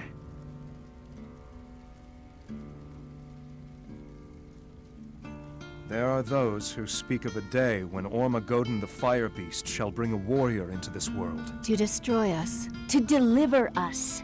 There is some dispute about the translation, but having met you, I can tell that you are here to help us. To lead us. To wage war against the demons. To liberate humanity. Hell yeah! I mean, hold on a second. I don't know anything about waging war, but I'll tell you what I do know. I know from meeting you, Lars, that you are the true leader here, not me. What I know is how to put a crew together and how to keep it organized and how to take it on the road. That, my friend, is exactly what we need. But I'm sure you must be longing to return to your homeland. All right, so where's your army, Lars? We have none. General Lionwhite has taken away most of our young men to toil in his mines. And he's taken our women to serve as slaves in his decadent pleasure tower. Well, let's go get him back. No, you are not to go near Lionwhite again. You were almost impaled last time. Compromise. We'll get the dudes first, and then they can help us get the ladies. But... Time to break the chains!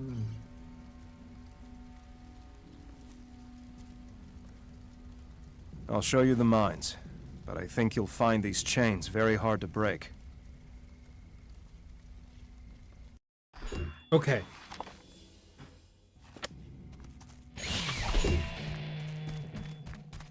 Meow, meow, meow. Solo. No. Okay, Clementine, this one's for you.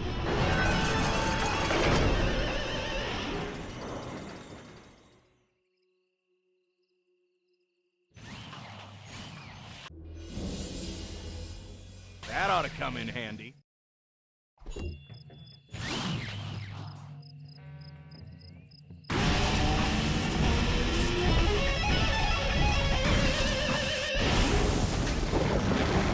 You deserve some more weapons. What do you say? It's so unique. I just love it.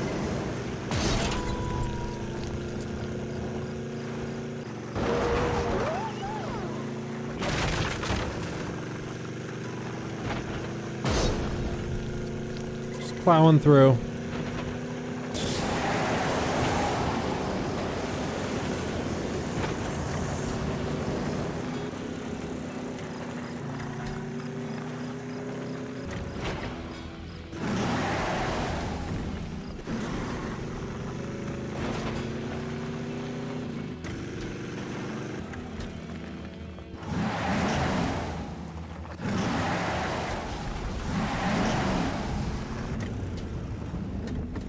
Crunch.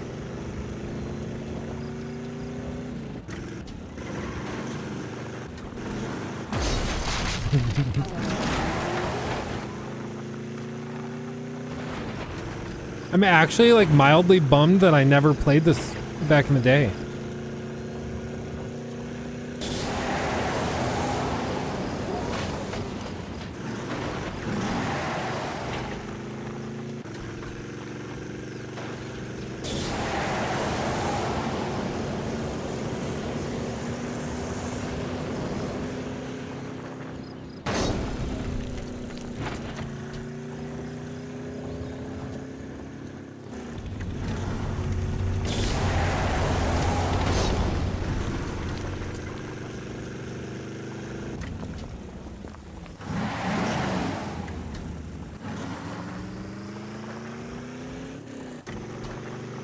What we got?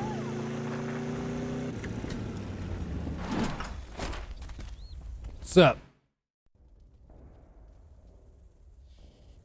So this is it. The crushing pit. Hundreds of our strongest young men toiling their lives away, like their fathers and I grandfathers headbanged to before my. them, given no tools, forced to break solid rock with nothing but their own thick skulls. Well, come on, let's bust them out of there. Where's the gate? There is no gate. What? They have nowhere to go. No idea how to function outside the pit. Society has no use for them, so they stay underground. I wish I could help them, but I mean, what do you do with a bunch of kids who don't know how to do anything but bang their heads all day long? You start a revolution, Lars. Yeah. Start a revolution now or later? Right now! It's time to sound the battle cry. Right now! Looking at my sword? I'm vibing!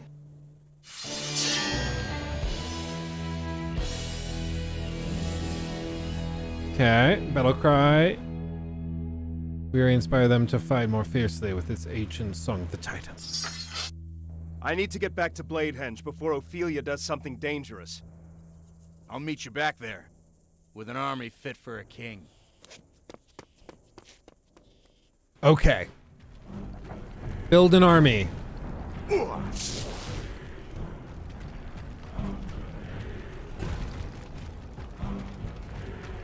I love that so much. Hey, dudes! Knock it off for a second. You're mining...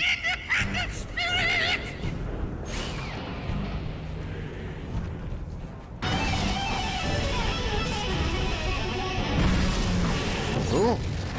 Whoa. What is that sound? It's a devil screaming. It's an angel singing. It is the pounding of creation's hammer upon the anvil of time. It's fucking awesome. It's called heavy metal, and it's the real reason you should bang your heads, not for that guy. Yeah. Screw this place. Yeah.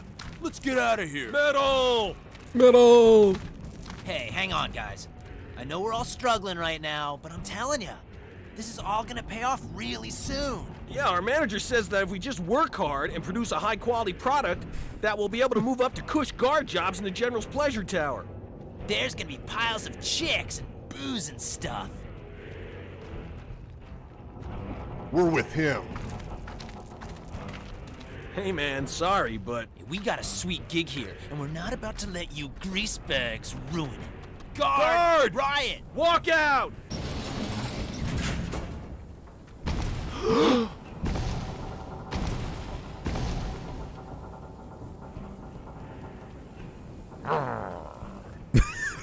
heard those guys over there say they're organizing a union.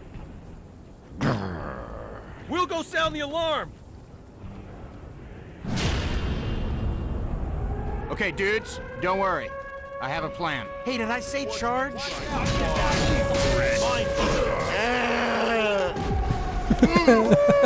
Man, I have wanted to do that forever. That's for killing Charlie, you bastard. Whoa.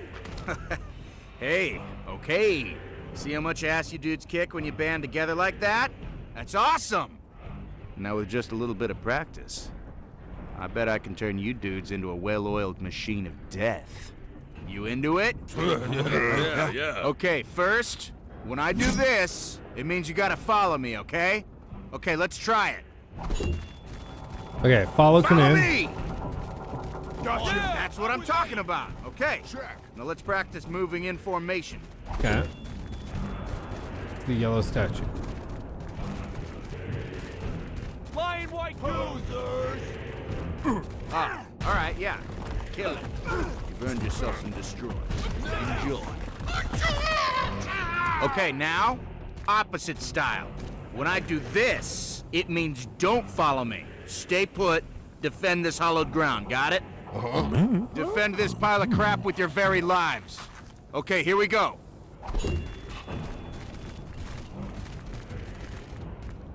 There's the pile of scrap. Fortify this this? location. Check. On it. Really good, you guys. Now that means stay put for real. I'm gonna go walk over there, and I don't want anybody to follow me. Okay, I'm gonna turn around now, and if I see anyone following me, I'm gonna be really disappointed. It's like training a dog. Yes! You guys pass. For now. But now we gotta huddle up for the big finale. Gather round, me warriors! Regroup.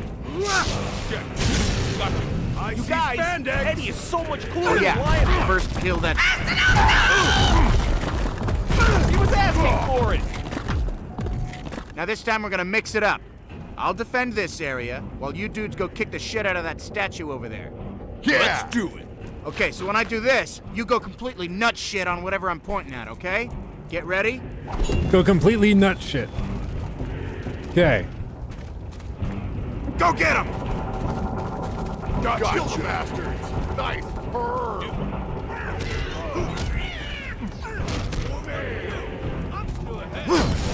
Lion White sucks. Death to Lion White! I hate statues! Well done. I'm proud of you boys. But to build an army big enough to take on the real Lion White, we're gonna need some more dudes. We gotta bust all your fellow headbangers out of these stupid mines. What do you say? Are you with me? Yeah! Metal! Okay. Annihilate! Dude! On it. Dude, here we come! Dude, here we go. Nice work. Now let's go. No headbanger left behind.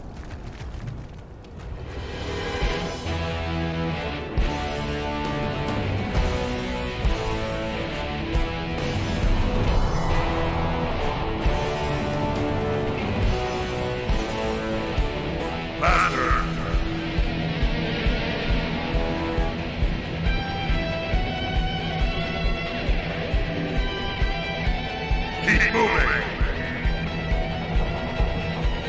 Hey, no aim on the giant! Dungeon Keeper? Yeah, I could see that. I get that vibe too.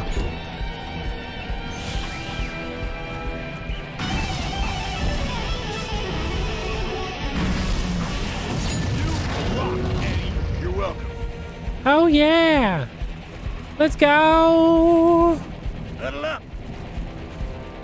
Eviscerate! Where you going? On it, on it! Charging!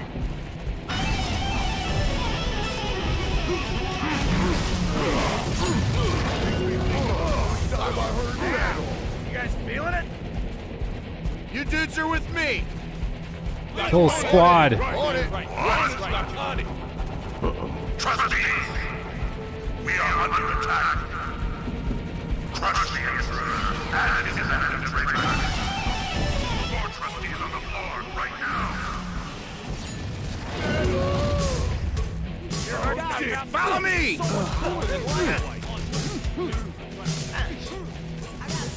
I got an army. An actual army. Destroy! Gather round, me warriors!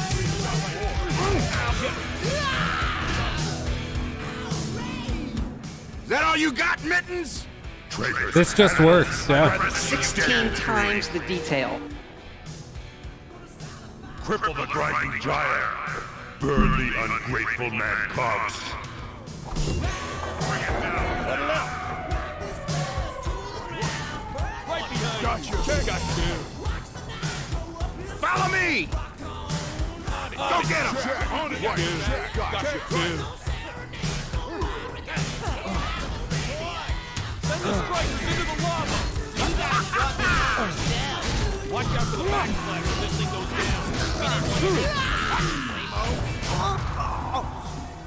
Whoosh. Man, where is everybody? Takes me to look at the first time like that. They're attacking two supports at the same time. How are they doing that? You guys defend this support, I'll go defend the other. Yeah. Come on, just like the practice. Oh, it's because I keep forgetting to leave them there.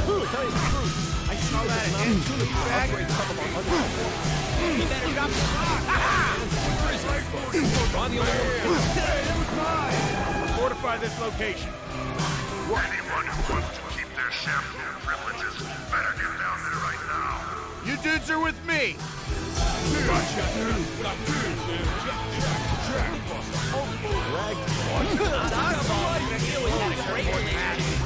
Planted for a sec.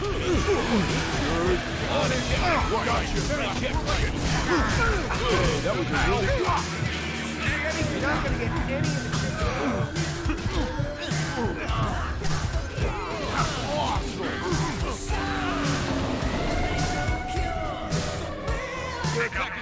Supports on the far side. All right, you guys take one, I'll get the other. Right here. We always had a great relationship.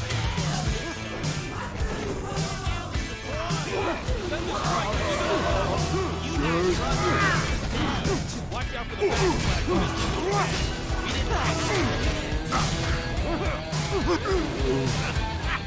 Hey, you can't get up.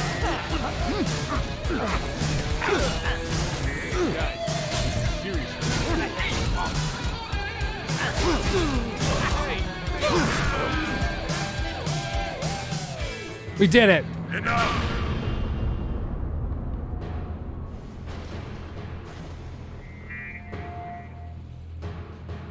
You think you killed them all, don't you? Well, you forgot my favorites. My managers. The ones who keep all the other workers in line. The only two I know I can always count on. Fear and pain.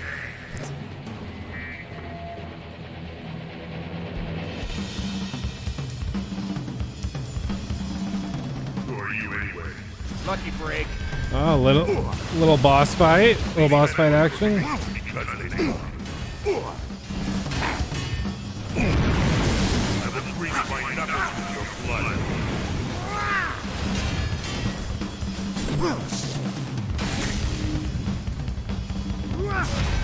Ooh. This is our pit. Not too late to join Ironhead, you know. Ooh.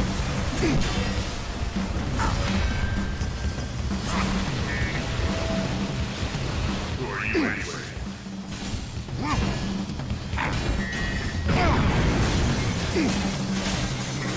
I will grease my knuckles with your blood. Who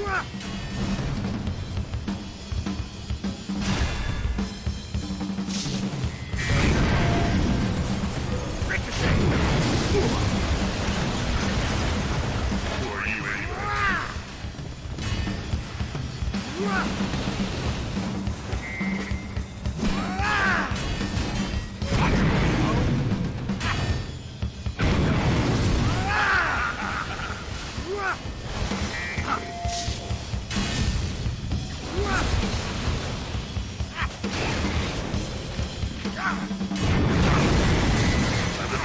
I want to burn my fingers off. Oh, dump the buckets on him? Okay. I see.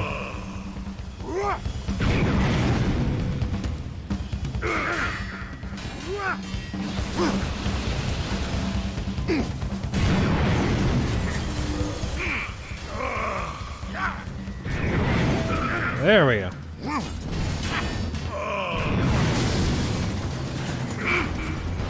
There we go. Hobbs got me.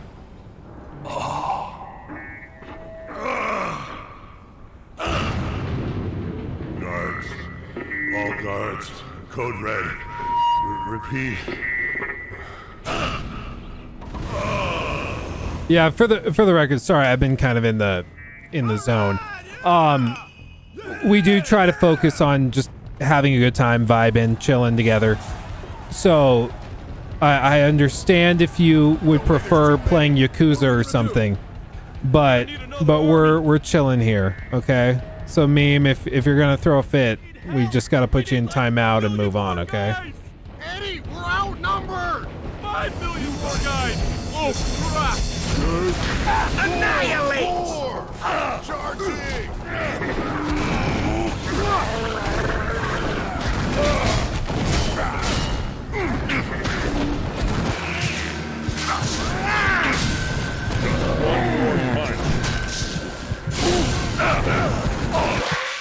Oh, golly.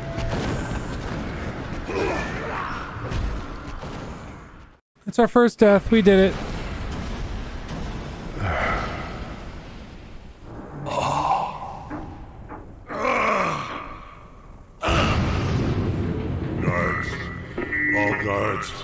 Red. Repeat.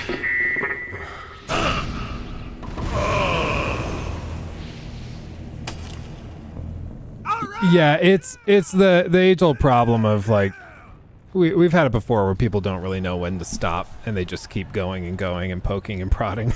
It's like it's funny for like 30 seconds, but like eventually it's just annoying. Like, come on.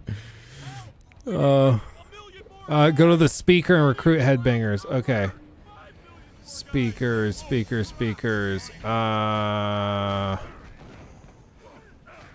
Where are the speakers?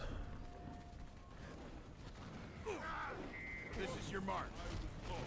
Gather round me, warriors. Am I looking right at them? Am I just...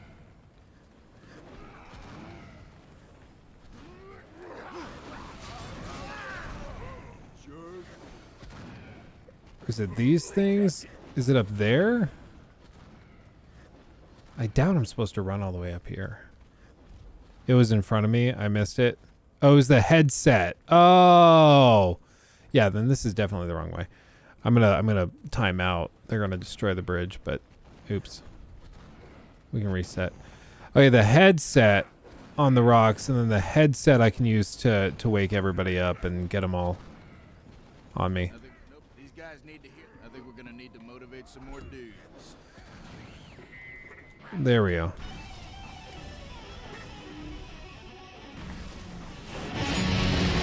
Huh? Whoa. What the?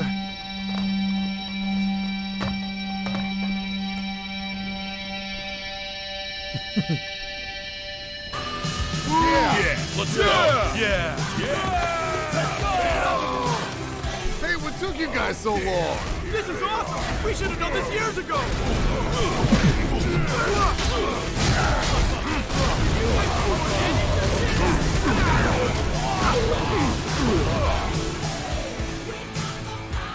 Yeah, that makes it way easier. Listen up. We kind of forced it. Favorites. Sorry, I was in the zone and we had some. I think our mods popped out for a bit. Ironhead. Going back to when you were talking about this game getting a remaster remake, I wonder what games you think could use a good remaster. It's a good question, Kayfabe. I think like there's always kind of a consideration back and forth of like the types of games that actually need a remaster versus the kind of games we would just like to get a fresh release, you know? So with this, like, I think being so music oriented, it would be really nice to see a remake, pretty much just because like the audio peaks a lot. The audio is really compressed as well. So to see it actually get like the full proper treatment, I think would be cool. But like, does this really need one? No, I mean, obviously we're playing it, we're having a good time as is, but I think it would benefit from it, but it doesn't need it. A game that like needs, in my view, a remake or a remaster to really get players back engaged would be like, honestly, I think Fallout New Vegas could really benefit from a remake. It's so unstable even now. Like, you basically have to have a handful of mods and patches. You have to mess with the INI files. You have to do a lot of stuff just to get the game working on PC, and that's a little insane for a game that's so highly praised and loved, you know? That's just a lot. So I would say that would be a big perk. Other games that could benefit from it, I don't know. It's tricky because, like, even if we say a game that like could use a remake, like Fallout New Vegas, you have to ask, okay, well then what does that actually look like? Because if you are going to remake New Vegas, are you just going to like go back through, have the same checkpoint systems? Is New Vegas still going to be broken up the way it was? Or do you go in there like the developers originally intended and like totally rework it? So all of the,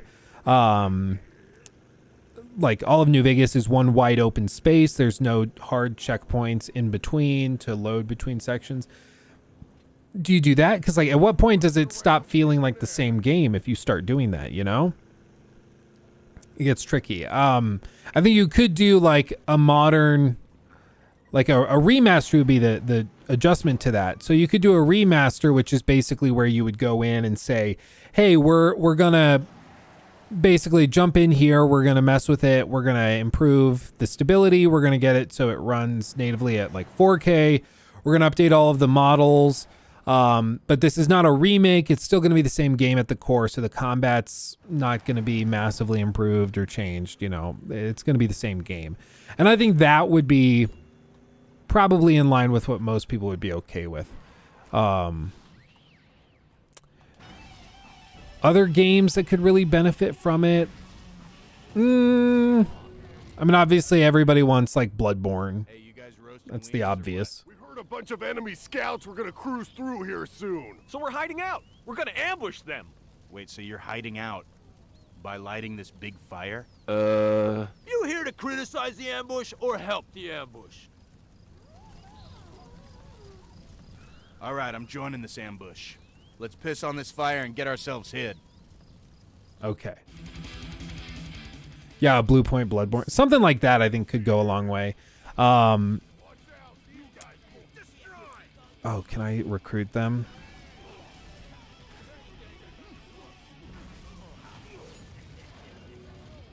No, I can't.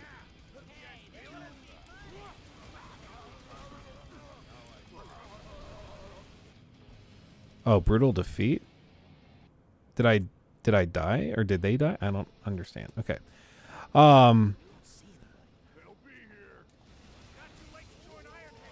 But yeah, like that would be crazy good. What are some other old school games? Like Red Faction I think is a really cool game. I think Red Faction remastered or remade would be really cool. Like the OG.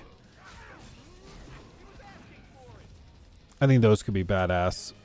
Because even just some of the tech with that, like the environmental destruction stuff is super, super cool. They tried to do it with like Red Faction Guerrilla Remastered. Mars Turd. Stupidest name I've ever heard for something like that. But they tried to do it and it, I think, went fine. Wasn't like a crazy remake or remaster, but you know, it got the job done. But like the OG, I think would actually be kind of interesting to see that. I'm eagerly awaiting whenever they decide to go back and try Red Faction again. I think that'd be badass. Because they're just sitting on that IP, and I think it's because Red Faction Armageddon was so poorly received that they just kind of moved on. You know, they're like, never mind. It's wild all the tech Red Faction games used back then just abandoned the next game. It is really freaking odd because Red Faction 2 had some destructible environments, but they tried to go and make like just a shooter, a hardcore shooter, and everyone's like, no, what made it cool was like an interesting story. You're stranded on Mars as a miner, like you're not some crazy mercenary that can do crazy stuff. Like you're just a person that's forced into this situation. And then there's all these cool gameplay elements, like, you know, the environmental destruction and things like that. And so they just kind of lost focus, and it happens a lot. Like I think, oh God, oops. It happens a lot where studios will have one really successful game and then they'll be like, okay, how do we make the sequel? And then they just decide to go in really the wrong direction for it, where they just go and like try to turn the game into something it wasn't. It's like when there's a really successful weird indie game and then you flip it and they try to turn it into like your big AAA craziness, and it's like, no, what made it endearing was that it wasn't that. So like you did the opposite of what we wanted. And I think that's what you see with like even Saints Row, where people are like, okay, well, what if we made it a little more reliable or relatable, still goofy and weird, but like we focus on relating to our core consumers, which are the 20-somethings who have student loan debt, and we just really try to make it feel in line with their lived experience. It's like, well, I get that you did that, but like we didn't want you to. Like that, we didn't want that. The best remaster remake, in my opinion, is Yakuza Kiwami. They remade the game one for one while making massive improvements, and only part of the game that wasn't so good. Yeah, no, and I think that works as long as the foundation's good. I think like the tricky ones are games like New Vegas, where they were extremely rushed, still beloved, but extremely rushed, and as a result, people, like, let's just be honest, if you didn't play New Vegas back in the day and you've never played one of those games, it's a little tough to go back to. And I'm just being real. Like, there's no sense in lying. It's just going to be tough to go back and play that for the first time. No sprinting, nothing like that. It's going to be tough. Ophelia? Where's Olofs anyway? Uh-oh.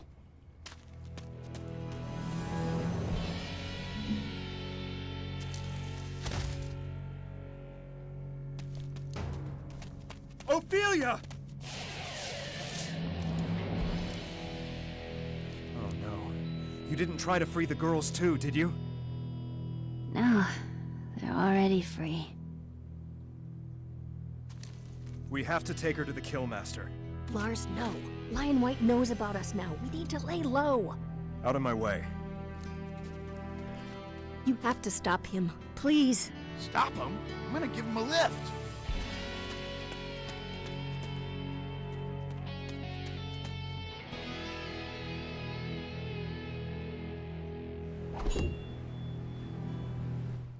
So, I'm really excited for the next AC game. I've always wanted to go back to the Middle East in these in the series. I agree. I'm excited to see what it is. It's still freaking weird that they haven't shown us anything. I do not know of another example of a game that's like this close to launch that apparently is just like nobody knows what it looks like. There haven't been any preview events. No media knows what's going on. It's really weird. And you guys would know, like, if I had seen something about it and if I knew anything about it, oh, come on. I would share it or I would let you know. But so far I've seen nothing. I don't know anything about it. And it would be one of those things, like if I had been to a preview event and seen it, if you guys were like, hey, what do you think of Mirage? I would have been like, well, I can't say everything I think about the game. Like, did you go to a preview event? I'd be like, I can neither confirm nor deny, which is basically just confirming. But like in this case, I really don't know what they're doing. Like, sure, they've got gameplay. They've got it working. Why have they not shown anything? Even like a little gameplay trailer or a trailer with 10 seconds of gameplay, like literally anything. It's all it would take. Lars, how is she? Fading. We need to take her to the Killmaster. The what? Do not fear him. He chooses that name to scare off intruders. Oh. And protect his flock of giant spiders. He is a powerful healer. All right, let's take Ophelia to him now. I tried. Ambushed on the path. Lion White loyalists. I can handle those guys. Just follow me. We must hurry. Now. If I can't stop you, I can at least stop you from getting killed. New marketing strategy. Don't show anything. It worked for God of War. I was saying that in a stream like 2 months ago, and I was like, what's another game that like just shows nothing and still sells well and doesn't end up being absolute garbage? And then I realized, oh, God of War Ragnarok, like one of the biggest games of the year. Yeah, they did kind of do exactly that. Like, oops. But I would say it's different. Like, it's just different. God of War is a huge established game. We know what the game is going to be like because it was, you know, being made basically as a sequel to one of the most successful games of all time. Like, we knew that was what that game was going to be. But Mirage, like, we still don't know. They're telling us that it's like a major... Oh, wow. No, he likes it.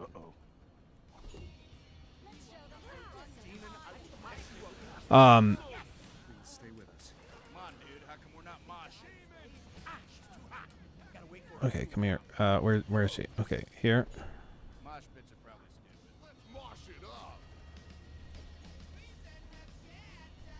Okay, I can't do anything there.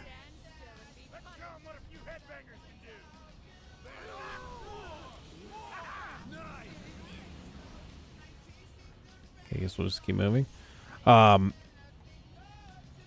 Yeah, it's just really freaking weird to not know anything about the game yet. Yeah, but Assassin's Creed, it's Ubisoft. Need I say more? They have the chance to knock it out of the park, but they almost likely screwed up massively. That's kind of the vibe I get.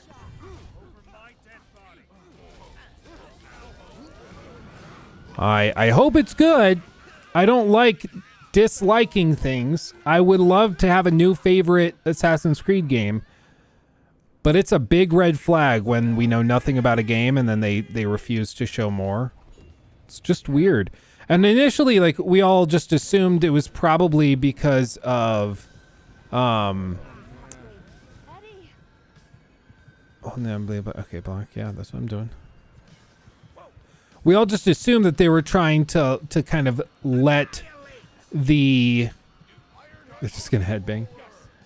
They were letting, like, Santa Monica studio have the limelight, and they were just gonna move on after God of War launched. But at this point, we still haven't seen anything, and that's even weirder after all this time.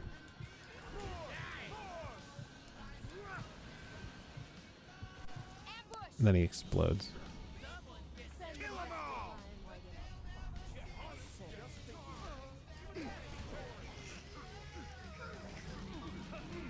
Sneeze. Oh.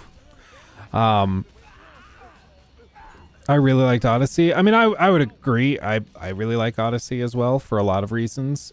Is it a perfect game? No, it's got a lot of problems, but I can point to a lot of things that are good and bad. Mosh it up. Okay. Oh, that's why, to protect us from this.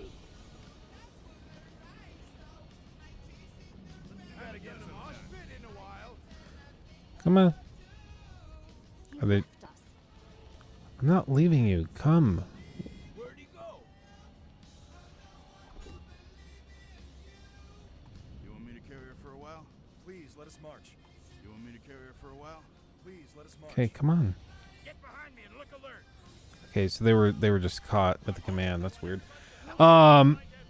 Is wifey liking Valhalla? She, as far as I'm aware, didn't finish it. She got pretty far, and then she just never finished it. It was just too long and boring. And I can't blame her. I mean, I kind of have the same vibe. I warned her. She got like 40 hours in, and she's like, I'm feeling good. You know, it feels good. I was like, yeah, you are like maybe halfway through. Maybe not even quite halfway. Still got a ways to go. Like, how crazy is that? 40 hours through an Assassin's Creed game and you're not even halfway.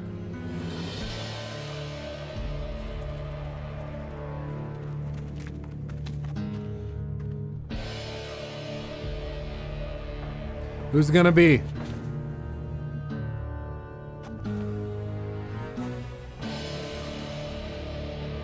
Nah, what the hell? Noble Killmaster, this woman... Didn't you see the signs? We don't like visitors up here. But she's dying. Yeah, so what's her excuse? I beg of you, heal this woman who wanted only to free her sisters from the grip of General Lionwhite. Chris is racist also against games with British people. Why didn't you say so? I hate that bastard. What do you think of Assassin's Creed Unity? Because it's French people, but they have British accents.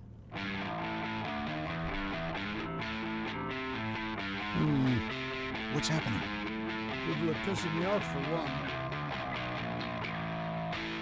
Is she dead? Not yet, but soon. These are the heaviest strings I got. Can't your spiders spin new strings? Thicker strings? My little darlings here? No. The Metal Queen is big enough to spin the kind of strings you need. But we don't go into her lair anymore unless she bites us in half, suck out our innards, and lay her eggs in our eye sockets. I'm going. Then you'll both be dead, and what good is that? I've got to get those strings, Lita. No, Lars, listen. You have to let her go. You'd like that, wouldn't you? What? you'd love to see her gone. Do I think that AC is the best Assassin's Creed game, objectively? I don't. So there's a few problems, I would say. For one, I don't think you can say that it's objectively the best AC game, because AC game is kind of like a subjective thing. Are you talking about, of all the games in the series, which is the best game? Or are you talking about the best Assassin's Creed game with like assassin like focused gameplay? Are you talking about the best story, the best narrative, the best setting? You know, there's a lot of different elements there. What I would say is like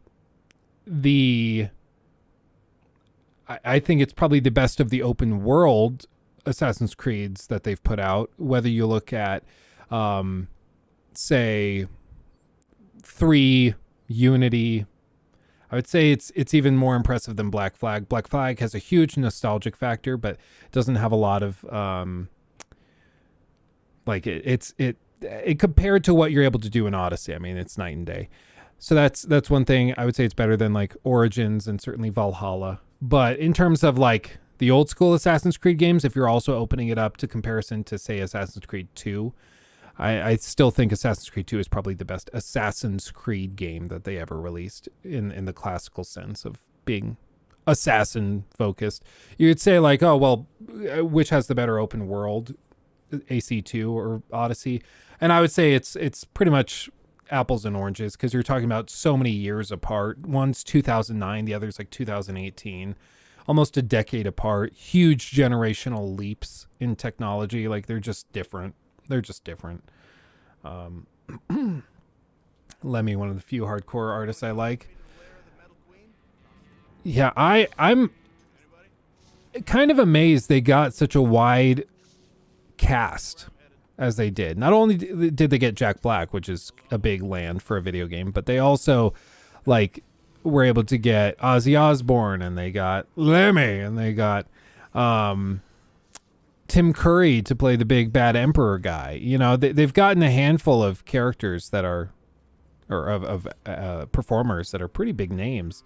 And it makes me think that this probably was not like a labor of like profit for them, but rather a labor of love. Like they're like, oh, you're making a video game about rock and roll and heavy metal and like playing into the nostalgia for all this. Like, yeah, of course, we love that. We love that. We'd love to be a part of it. And it, you know, this is kind of where we land. What's the worst game I've ever played? Honestly, at this point, it probably feels like E.T. E.T. is just unbelievable. It's just like, it's actually insane. It's so nonsensical. It's so crappy in so many ways. Yeah, it's just so bad. It's so bad. So that's up there. I mean, I played Man of Medan at launch, and I thought that it wasn't like broken. It wasn't anything like that. It was just not good. It just wasn't fun, you know? Yeah, Atari ET. Yeah. I just put a video up on the main channel today, actually, where we went back and tried it. Like I said, I predicted that it was either going to do gangbuster numbers or it was going to be like the worst performing video in 2 months. And it looks like it's the worst performing video of the last 2 months. So shocker. But you know, it's okay. It's whatever. You just don't get the themes and subtext of ET. Yeah, exactly. I just don't get it. It hasn't even been recommended to me yet. I think it's because the first like 200 people they showed it to were like, I'm good, and moved on. So it's just one of those videos that's going to be buried. It happens. For some reason, it happens to me. It doesn't happen with some other YouTubers, but it happens to me. And like Carrick has had the same problem where every once in a while our videos just never get pushed out to people. It's weird. But I knew this video was going to be kind of polarizing with the algorithm. So, super late and not around watching football, but still catching up on the content when you got free time. Awesome, Nell. Appreciate you coming by. What are the themes and subtext of ET? You don't even know. That's the thing. You don't even know, man. You don't know. That's part of it. But what are the themes? Yeah, I couldn't even get it. It's too much. Too much stuff. It's simply too much. It's an allegory for the Vietnam War. I could see that. What are the Reese's Pieces symbolic of? Is that supposed to be like some sort of simile to like rice and beans or something? I don't know. It's a good question. Good question. Valid question. I don't know. Agent Orange. Yeah. It's the Reese's Pieces, and then the alien consumes it because he is suffering the pains and misery of the people of this world. So no matter who you are, alien or not, you struggle with the same problems as everyone, because really we are all the same. I could see that. That makes sense. So all told, guys, we've been going 4 hours. I'm feeling good. I will say our average view duration is crazy high compared to what it normally is. So the people that came into this stream, hung out, stayed for a long time, and I appreciate that greatly. I will say the total number of viewers is a good chunk lower than what we would normally see. And what that tells me is just Brütal Legend has a very devoted fan base, but it's smaller compared to some of the other games that we've tried and played. So as for whether or not we'll return to it on stream, I'm not sure. We might not. But I mean, either way, we've got a collection. I'm still going to finish it off stream. I'll be playing it on my Steam Deck, like right after we finish this. But yeah. Mondays are usually the lowest views of the week too, right? Yes. If there hasn't been like the one exception that makes it kind of hard to gauge with all this is whatever video, launched on that day. If the video does well, it usually shoves a good number of people over here for the first time. So that boosts numbers. And because today's video has been doing so horribly, it's kind of throwing the calculation off a little bit. But, even if the video for Monday didn't do great, you would still hope with this channel having over 10,000 subs at this point that we would have, a slightly higher turnout, but it's still good. And I mean, these smaller streams are great because we get to be a little more intimate and hang out, right? Get to be intimate. I'm sorry we didn't catch, we didn't catch meme fast enough. I'm sorry. Our mods had to pop out and I was in the game, so I think we missed it. But Meme's a good guy. He just pokes the bear and sometimes goes a little too far and doesn't know when to stop. So what are you gonna do? What are you going to do? I mean, no, he's not. I swear. Oh, and the thing I was going to open, I was going to do this. Maybe we'll do this Wednesday. But I got the big collector's edition. Back when we thought the game was going to be good. I mean, I got it because the statue's really cool, so I got that. But we'll open that Wednesday. How's that? I thought he was a mod here. I don't think so. If he is, that might need to change, but I don't think so. It's mainly that just he was very upset that we were playing Brütal Legend and spent like an hour of the stream telling everybody, like trying to basically just bumming people out. And I get it, you wish we were playing Yakuza, but it doesn't work when you're bringing everybody else down to hype up your game. It doesn't work with the vibe we're going for. I'm vibing. I'm gonna go play Brütal Legend just to spite me. That would be funny. No, I hope Meme comes back. It's just, the moment I saw in chat, somebody was like, you're bumming everybody out. I'm like, okay, no, we don't do that.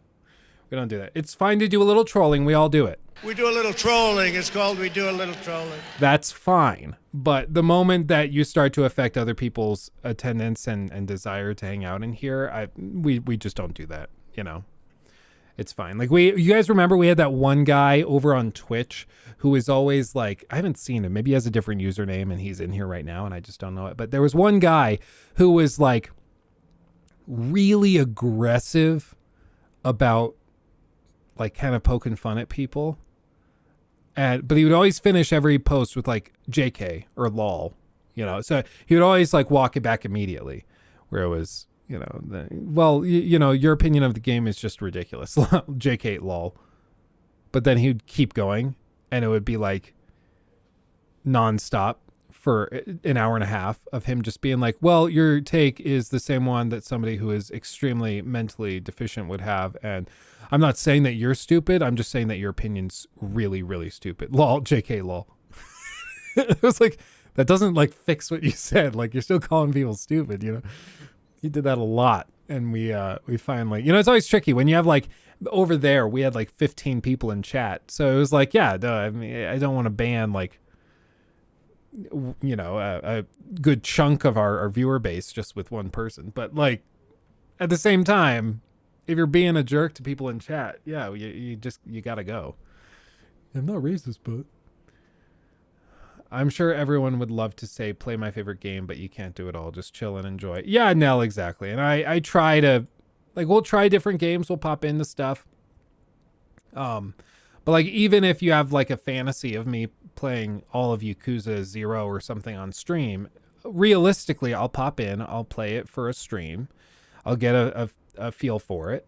And then I'll probably not play it again on stream, because the only games we play are like, or the only games that we play across multiple streams are usually the ones that will bring people in, they will hang out and they will enjoy seeing it, and they'll stay for long periods of time with it. And those are like The Witchers and Cyberpunk and Red Dead and those huge games. You know, it's probably not going to be something a little more niche, just being real. It doesn't mean that I hate you or I hate your taste in games. It just is kind of a matter of practicality. Play the original Deus Ex. It's a little rough.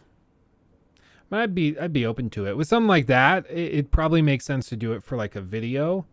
But that only makes sense if it's in the headlines and it's something people are talking about, so that it doesn't end up like this ET video that just went up. Play all of Persona 5 or all unsubscribe. Yeah, exactly. Like, you know, I want you to stream Persona 5. I'm like, well, it's a 100-hour game. And if we're talking about 4-hour streams usually where we do news updates, so we have like 3 hours of gameplay max for the stream. So then we're talking about like 33 different streams to get through it, and we stream 3 times a week. So you're talking about 11 weeks, 3 whole months of streams dedicated to one game. And that's like maximizing playtime. Like, that's just a lot. As much as I would love to be one of those streamers that does like the 14-hour gaming sessions, it's just not really practical with my day-to-day. So, play Marvel's Avengers, my game of the year. Yeah. I was pleasantly surprised. I was kind of expecting there to be a lot of people on that Avengers video who were like, actually the game is great and you should try it and it's really good, and if you don't like it, you're just negative and mean.